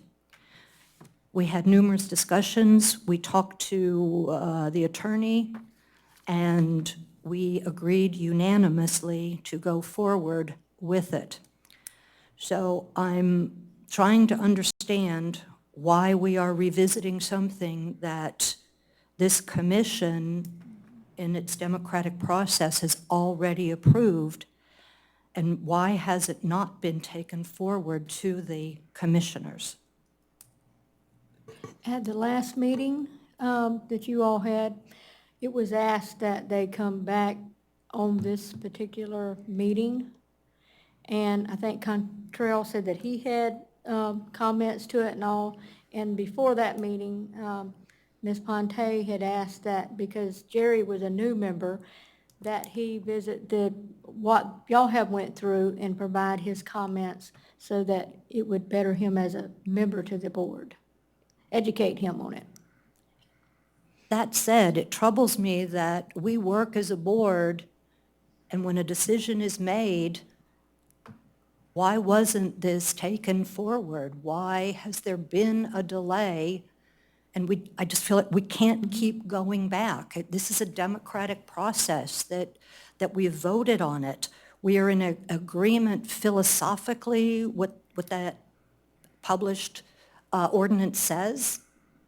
We had opportunity for discussion involving all members, including the city manager. Our questions were asked. I'm trying to understand, why has this not been brought forward? So help me It's on the understand, it was It's on not the- brought forward? It's on the civil services, Yeah, it's on the Board of Commissioners. The city agenda. city manager has it listed on our Excel spreadsheet. Okay, And then and y'all had decided at the last meeting the city manager said, if you have any changes, make it now. And then that way, when it goes to the board next month, it will include those changes. can you remind me what this is? Can you come down? It's your rules. Okay. It's your rules on this board. And so we're saying that, when was that decision made? Like meetings ago? It was April. Yeah. It was April. Refresh my memory on this if you would. I honestly cannot recall I remember discussing, and so we had changes we wanted to implement. and- It was talked about in April, Contrell, Yeah. and then it was talked about at the last meeting, and When was the first time it was introduced? Does anybody know? Several April, I meetings? think. April was the first? I think. Okay. I'm not sure. And the concern is that it hadn't moved forward, and the process typically is it goes through the city manager and should be presented to the board. of And we have it Commissioners. on we Okay. have it on the Excel spreadsheet for our items. Okay. To be first reading in September. Excellent. So it sounds like it was delayed due to the communication here. And I Is think they that- had a new board, commissioners as Okay. well. Is that, But after the new board, after the new commission, this Civil Service Commission, Yeah. we reviewed it. We talked about philosophically, what is Correct. this saying? We questioned some areas, and we all voted to agree on it. And Jerry, with all due respect, you're coming in new, and you have I think, some glaring differences of opinion, but the board in place, in our democratic process, approved the version that's right there. can we just Why are talk we about his rehashing- changes and then assess if we want to Correct. consider them further? Because it was the board at the last meeting that asked. It was that May. It was the May meeting that said that they wanted me to That go it through added and it do to the. Is the it, I mean, agenda. can we hear his changes and Yes. recommendations? And I think it just takes time might be the answer. And I think it sounded like April, it took us a whole year and a half to start back at one with the policy, so this sounds like. I can yeah. point simple I'm- things out to you. I mean, if Okay. you wouldn't mind, simple things, like, I think it's, Is it possible, this is going to be difficult because I'm not for looking at Gomez the to, page you guys yeah, are. are the changes up there? I can't. Can you go to, Page? Thank you. Are those There it our is. changes I or don't, those? no, those, the red things there, which that That's doesn't you? have to be there. That's something I put in there, but Okay. 5.7C is actually all that. That, That's for, I put that there because I wanted to make sure if I needed to reference something, I could go back so and that's look not at your it. intention is to change that? So It that's doesn't- not your intention to add Because that, 5.7C okay. is, it covers that. Yeah, so, okay. That's what 5.7C is. Okay, very good. But So- if- So but- continue down and just explain to us the changes you're recommending, and then we can decide if it's. So, I have like a comment, appellate jurisdiction. I don't understand it, so I was like, what is that? But that's not something for here. Sure. I mean, that's not that.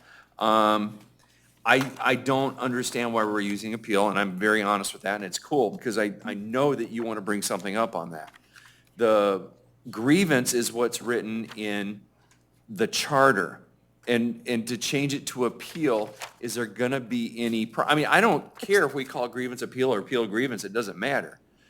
But the issue is it says grievance in the charter, so should we be calling it Christine, grievance? can we, what would be more helpful for you to go through each of Jerry's questions or to list all of them and then go back and address? What would be more helpful for you? I mean, I guess, how long is this? Just a couple of pages? This It's is going very to be a long? long discussion, Okay. I believe. There are significant Points, okay. points And- and and- philosophies. Okay. So I think I mean, that, to me, I'm okay to consider if he's right, he's right. If it's wrong, we'll talk about it and figure out what, I mean, is it just that, so I think unfortunately we have a little bit of in this group, we're on a little bit of a hamster wheel, so Yeah, it's yeah, a little I- frustration it's- maybe. it's But I would think it's appropriate, I mean, do you want to just, if it's a long discussion, table it It's- till next meeting? well, if I would like to put it to vote. May I ask? Do we reopen this, or do we proceed as was approved? May I add some things before we take a vote?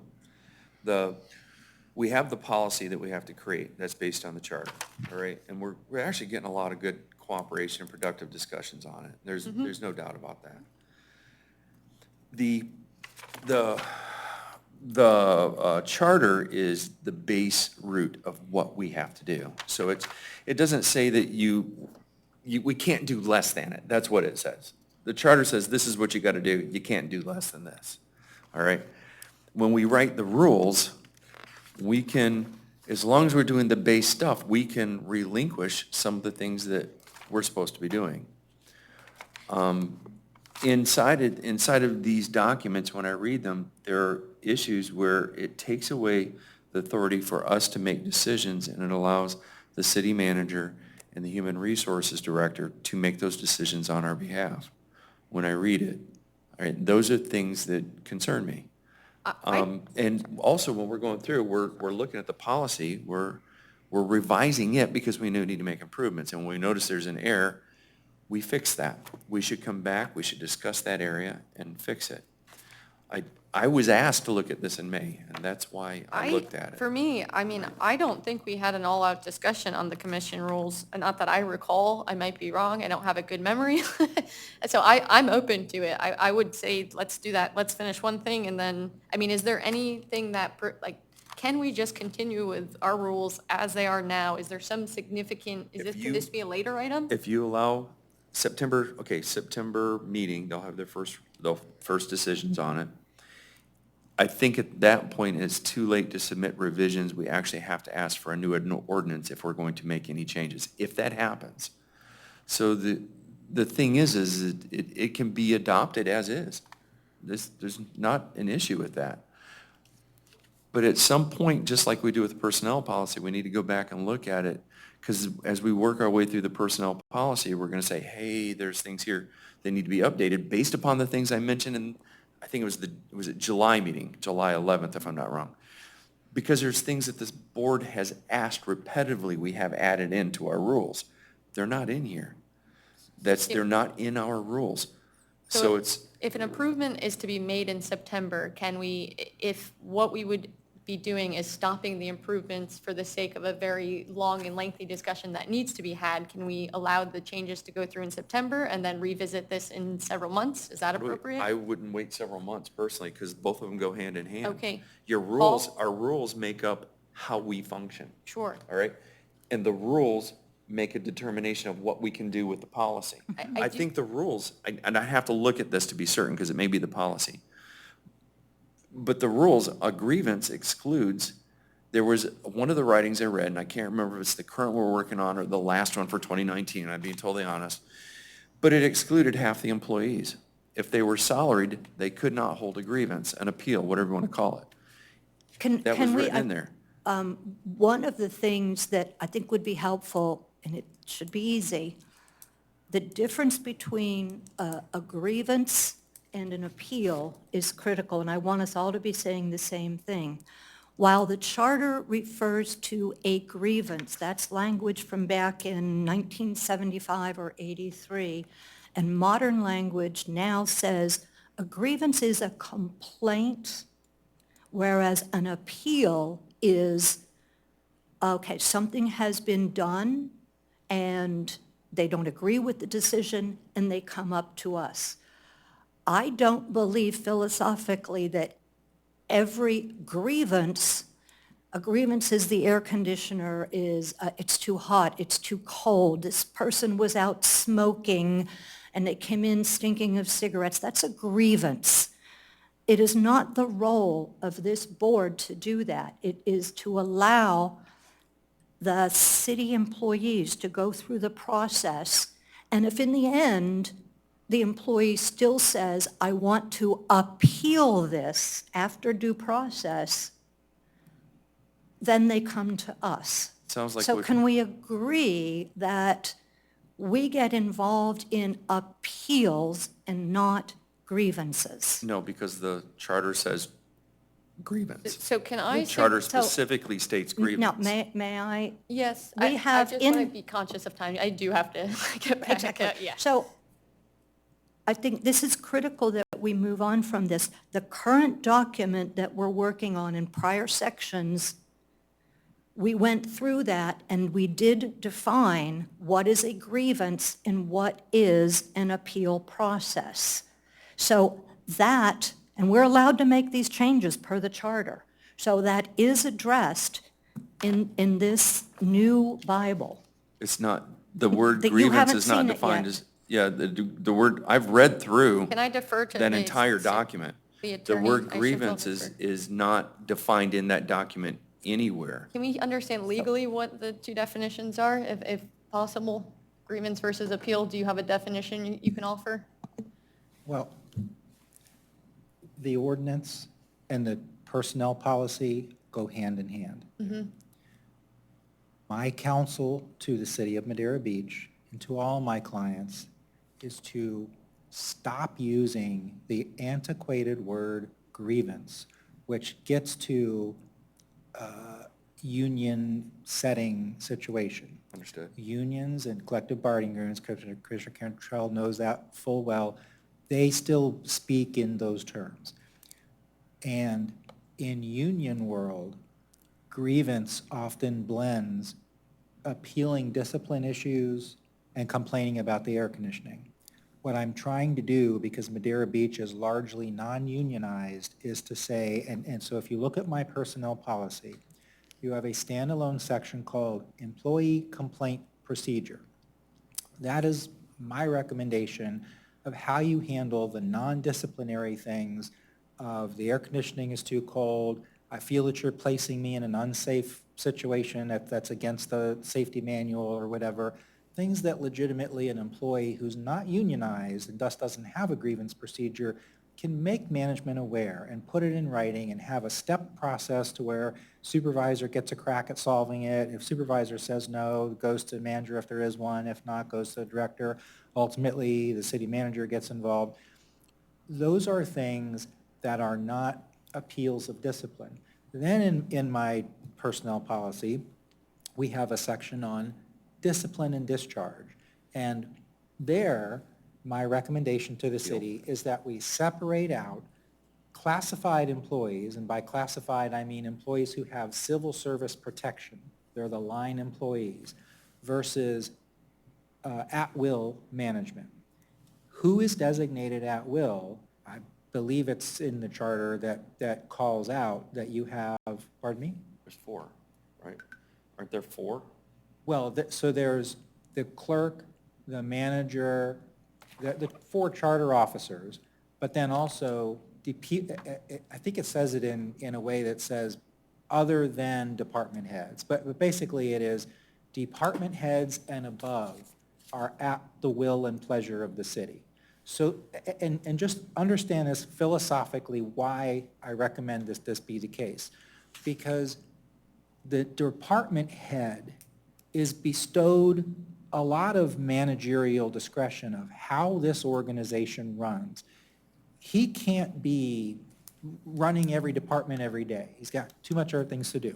So we give a lot of delegated authority to our department directors.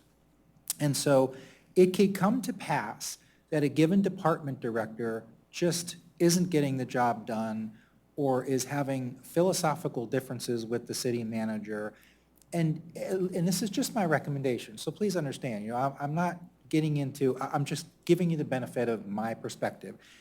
It's very difficult to get a high-level manager to have the right to say, well, I have protected job rights, and so I'm going to come to the Civil Service Board or whatever mechanism the government uses, and I'm going to say that you don't have just cause to fire me. Because the manager should be able to say, I work with my department heads day in, day out. I set the expectations for how they should manage their particular departments. Sometimes it just isn't working out. And I shouldn't have to come and say, well, you've been disciplined 3 times progressively or whatever. They're management. They get paid higher. They have more flexible work hours.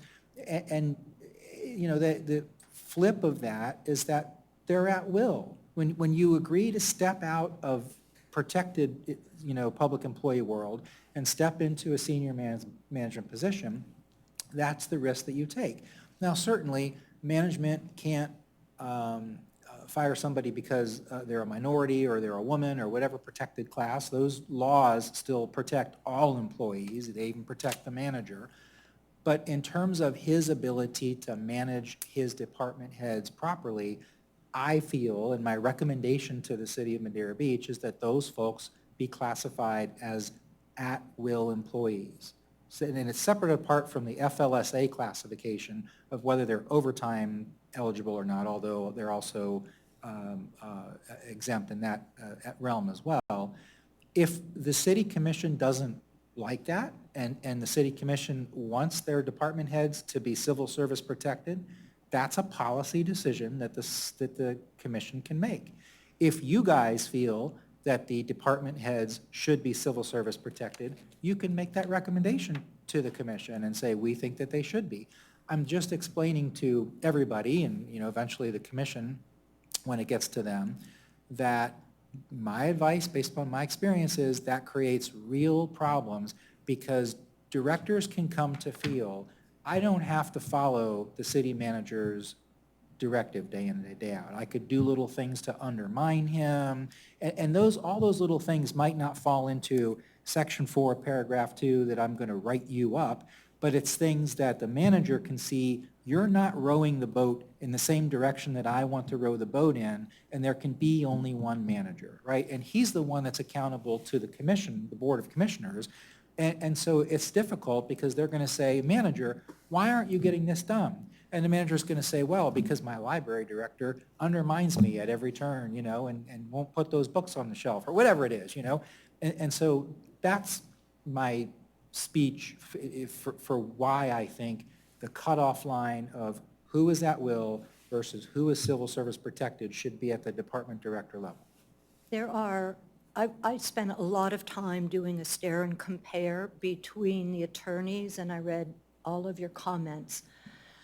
I respect that you want to spend more time, and I just want to share that I found 3 general philosophical differences.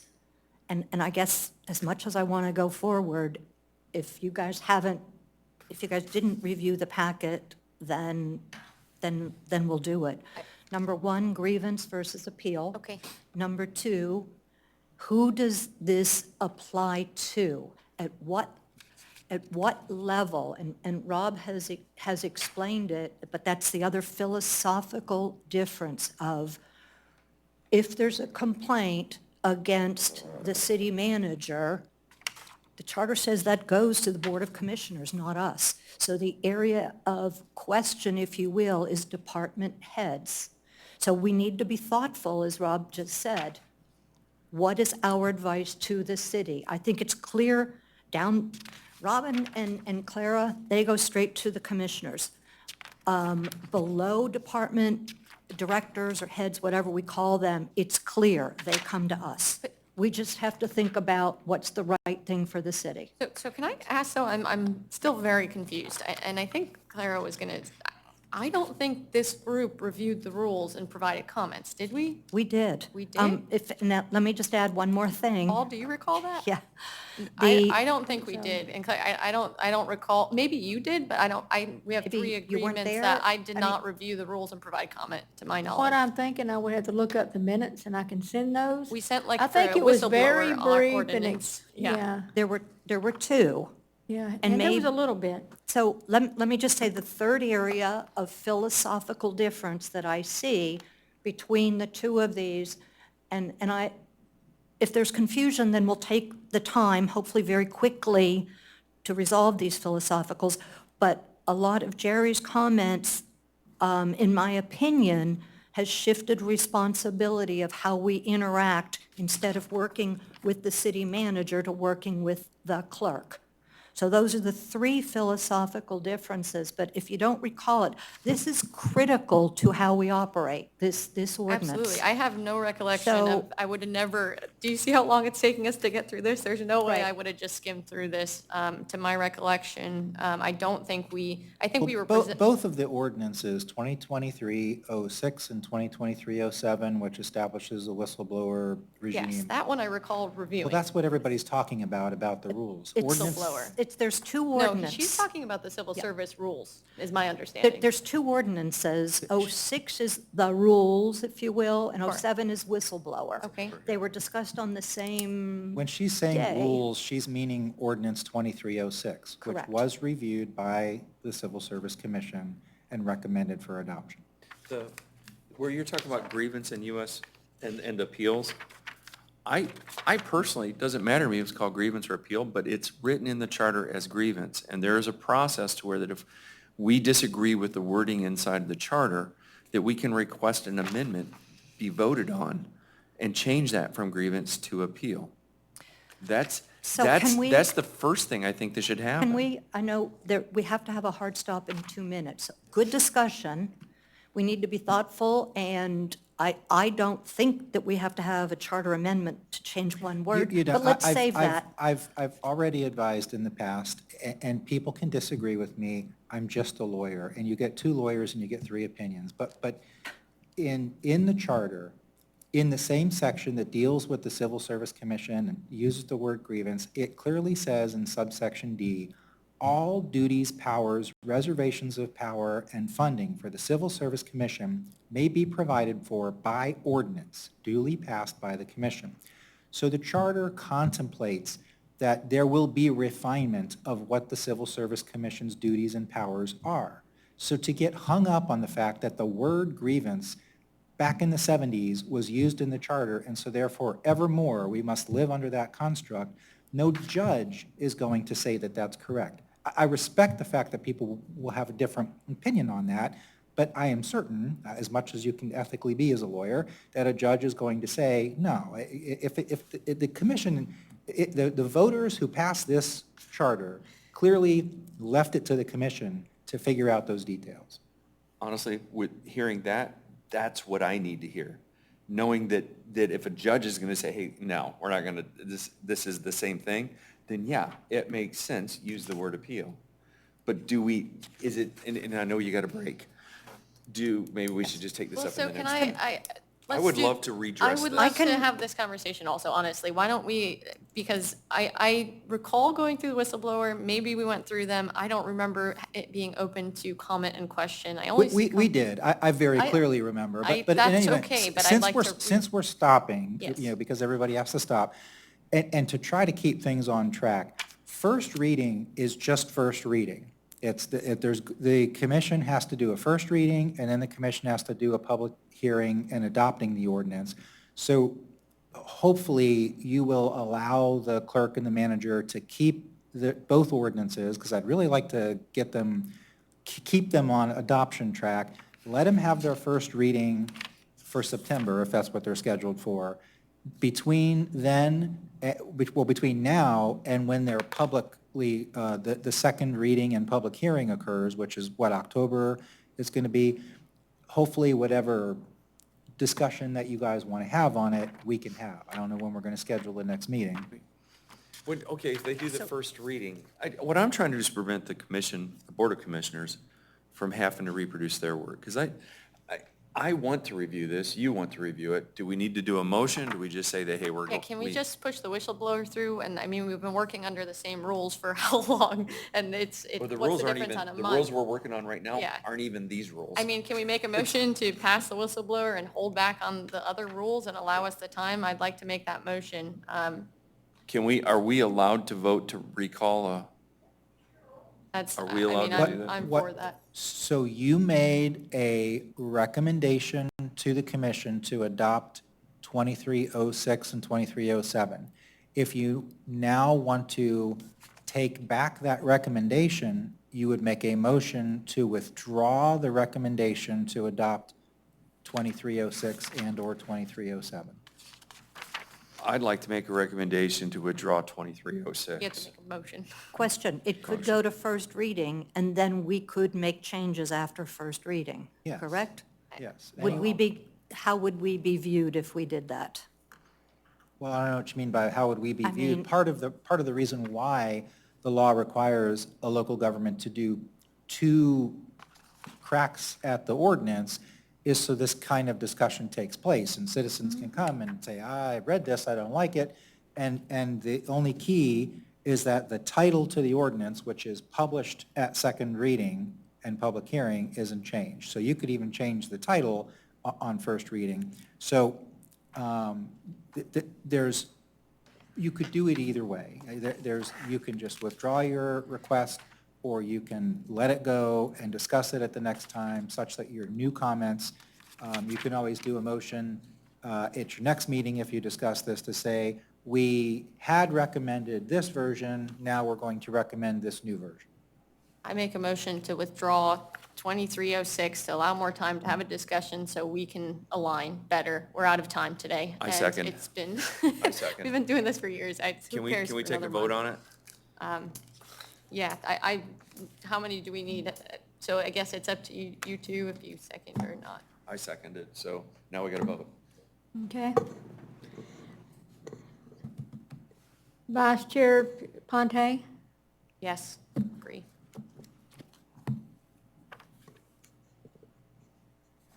I lost my spot here. Cantrell? Yes. Paul Tilka? Paul Tilka? Yes. Chair Ambler? No? The motion carried 3-1. Do you mean 2-1? Nope, Three. 3 Or to 1. 3 to 1? Paul. 3 to 1. So, but that's just as to 06, 07? Can I- okay. still go Leave forward? 07. Okay. Pull back 07? 06. I 07's okay. apologize if I'm forgetting, but I respectfully appreciate more that's- time. that's to- okay. And he's a new member, we might as well. Now, I had printed out the two documents, and I got them from an email, Jerry, that you sent out Yeah. to all of us. So, I think that was copied for someone else. I didn't send it to anybody. Yeah, but- hopefully he didn't I send didn't send it us. to anybody on the commission. Someone else sent it to you. but you, somehow I was copied on, Yeah, I think that might have been from Mr. Eschenfelder or Mr. Trask, one or the other. I don't- I did not send, I want No, to make it sure it's clear. wasn't. I No, did it would not always share go to the any clerk. documents with anyone on the Civil Service Commission. But regardless, the document you're So- referring to is, just, I want to go, that's, we won't worry about that. How do we get, so that everybody can do a stare and compare, and let's set a date quickly of when we want to do that. Is it appropriate, since Jerry, you've got both of them, yours and and the attorney version? How do we? Well, aren't they both in this Yeah, let's package? just have a I just- conversation. I don't know if they're in the packet or They if I are. got it in They some are. email Well, trail. The two I don't know comments. if you got it. 2020 is in the packet. Yeah. I was asked to circulate the 2023, but it was voted at the last meeting to start with the 2020 version, so that's why it's in the packet. Are we talking Okay. about the personnel policy or No. the? No. Oh, I'm so confused. The ordinance. Okay, the ordinances No, are in here. Ordinance. Am I not correct that both your revisions sir. and the original one are in And then I think this she might have been packet? talking about. I believe they Or are. let's, So you all are in possession. we're all confused, it's all right. Okay. Can I just recommend we Already a start vote. with this before we do the policy, and that we, Yes. in the old business section, start with this and spend 30 minutes? I think we just bring our comments and resolve them. Is that fair?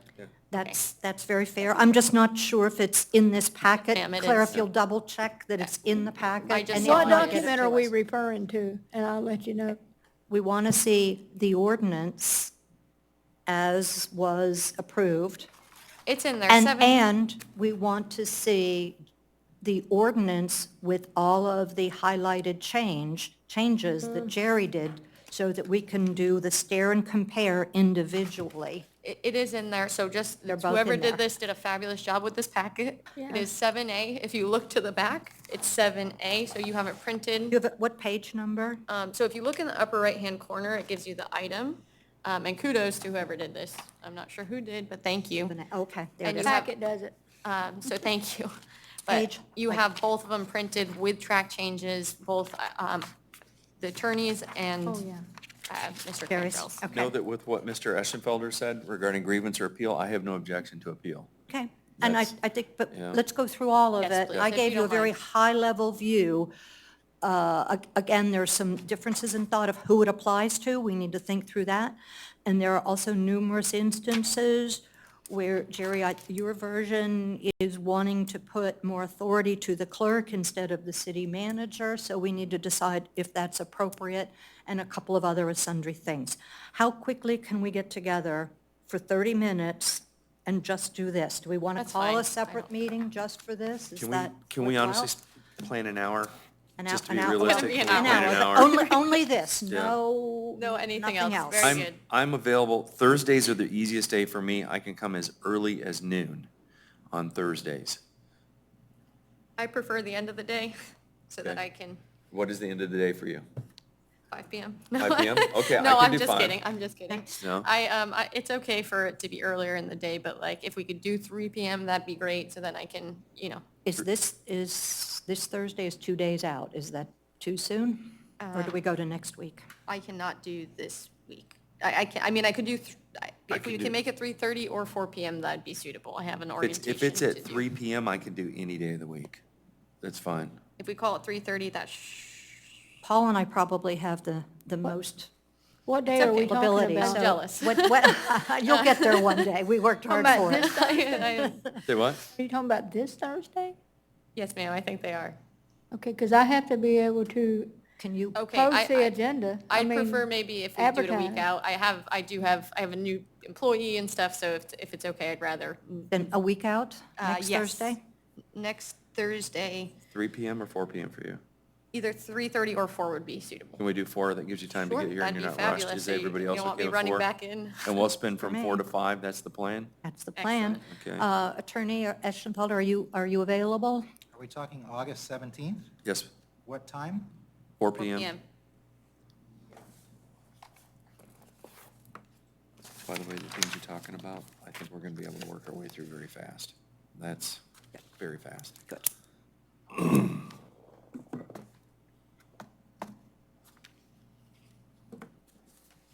Well, another good meeting, I think, so.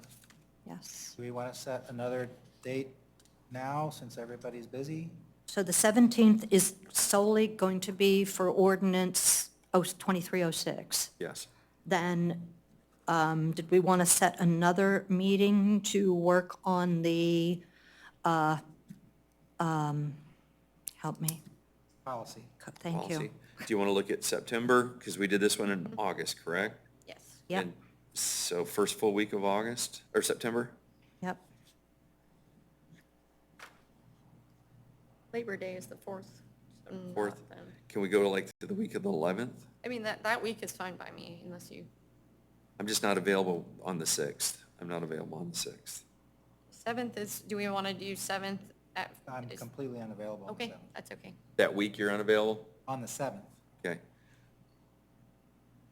That's budget adoption week for Can we- many of our clients. So really, the only afternoon I'm available is Tuesday, September 5th. Let's do the week after. The week of the 11th? Okay, Anybody have, what day would you like? Let's start with you. you like Thursdays, right? I could do any day. Any Yeah, day? Thursday's Okay. fine, Thursday. The 14th? So honestly, Rob, how if about we you? want to do it a little earlier, I could do Wednesday. So Thursdays, I have a standing 2 PM meeting. So it can either be after that or, Well, that Thursday, the 13th is the BOC meeting, so that's not a good day. Clara, how about from What the did you say, city's Thursday perspective? what? The 13th is the Board of Commissioners meeting. Thursday is the 14th. Wednesday's the 13th, Thursday, the 14th. I thought you said, no, so Wednesday would work well for me if we Okay. want to do 2 or 3 PM either. 3 PM on, could we do that ahead of the special meeting, That's on the 13th? the 13th? You can earlier in the day. I mean, we have a 5:45 budget meeting to first approval on our millage rate and budget. Can we do 3:30 on regular- that date? Does that work for you? It sounds like though, you're saying that they're, Which- You might they're be gonna be busy on working. that day. Well, we have, what do you think, Robin, on the day of the first reading of the budget? What time, what is a good time for you that day on the 13th? he also attends the commission there, meetings. yeah. Yeah, that's a long day. I'm not here that week, Okay. so, but you can still meet without me. I think it's been better with you here for the policy, okay, in my I didn't know. opinion. Okay, anytime that day. We would need to at least be over with the meeting by 5 at least, 4:30. So if we're here at 3:30, we could be done by 4:30 because we're saying, no, not that. That would be a regular meeting, We right? could do it to 3 to 5. At and finish then. 5:45 special, and we have a regular meeting at 6 on the 13th. So what time will we meet again? Do you want to do 3? 3 to 4:45, so we're out of here and out of the way? That'd be good. Is that okay with everyone? Could you do 3:30 to 5:30, just because I would be coming from Lee County, one of my clients up there, and 3 is tight. So 3:30 to Absolutely. 5:30, so we just need to be out of here before they start their special meeting, Yeah. right? And what's that date, That's please? the 13th, Of September. September 13th. And that is to review That's the policy. the policy, finishing up and circling back to. Did you hear though, I don't think Robin's available on the 13th. We're not going to leave Robin out. No. We can go ahead and Okay. move through. Megan, and but- Megan could, let's just make sure that, Robin, if you're not there, that Robin is. I Megan. mean, that Megan is. God, COVID brain. Yeah, somebody with the HR opinion, I like having Yeah, both sides agreed. personally.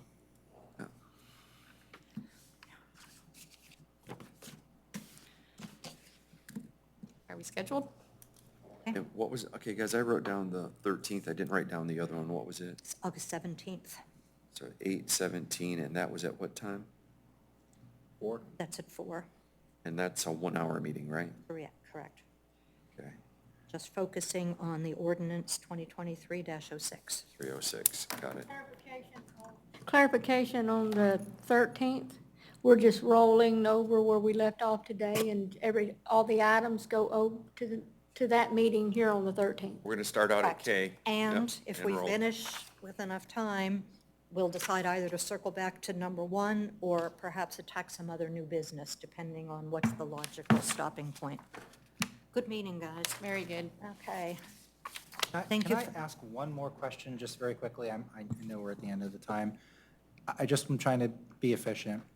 And so I'd like to be able to work with Megan in the interim here to put into the policy the measurements of how this city does its leave accumulations and so forth.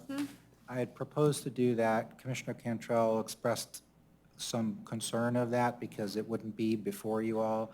It's just logistical stuff, and I just want to have it in there so that when you get the new version, we don't have to spend this time talking about, well, that's not how we accumulate hours. She gives us the leave stuff. I don't have any objection to that. Because the numbers, we're gonna ask anyway. So it makes sense. I understand. I just want to populate it with, here's how they do it now. Okay. And I don't know that yet, so what I had is a plug-in. And so I just want to be able to do that. Is that Good. okay with Yes. everybody? Like Okay. I like that. Thank you. Yeah. Yeah. Thank you. Yeah, thank you, everybody. All right. She hasn't I adjourned think yet. we've got everything else. I am not obligated to adjourn the meeting, but I am going to at 4:15.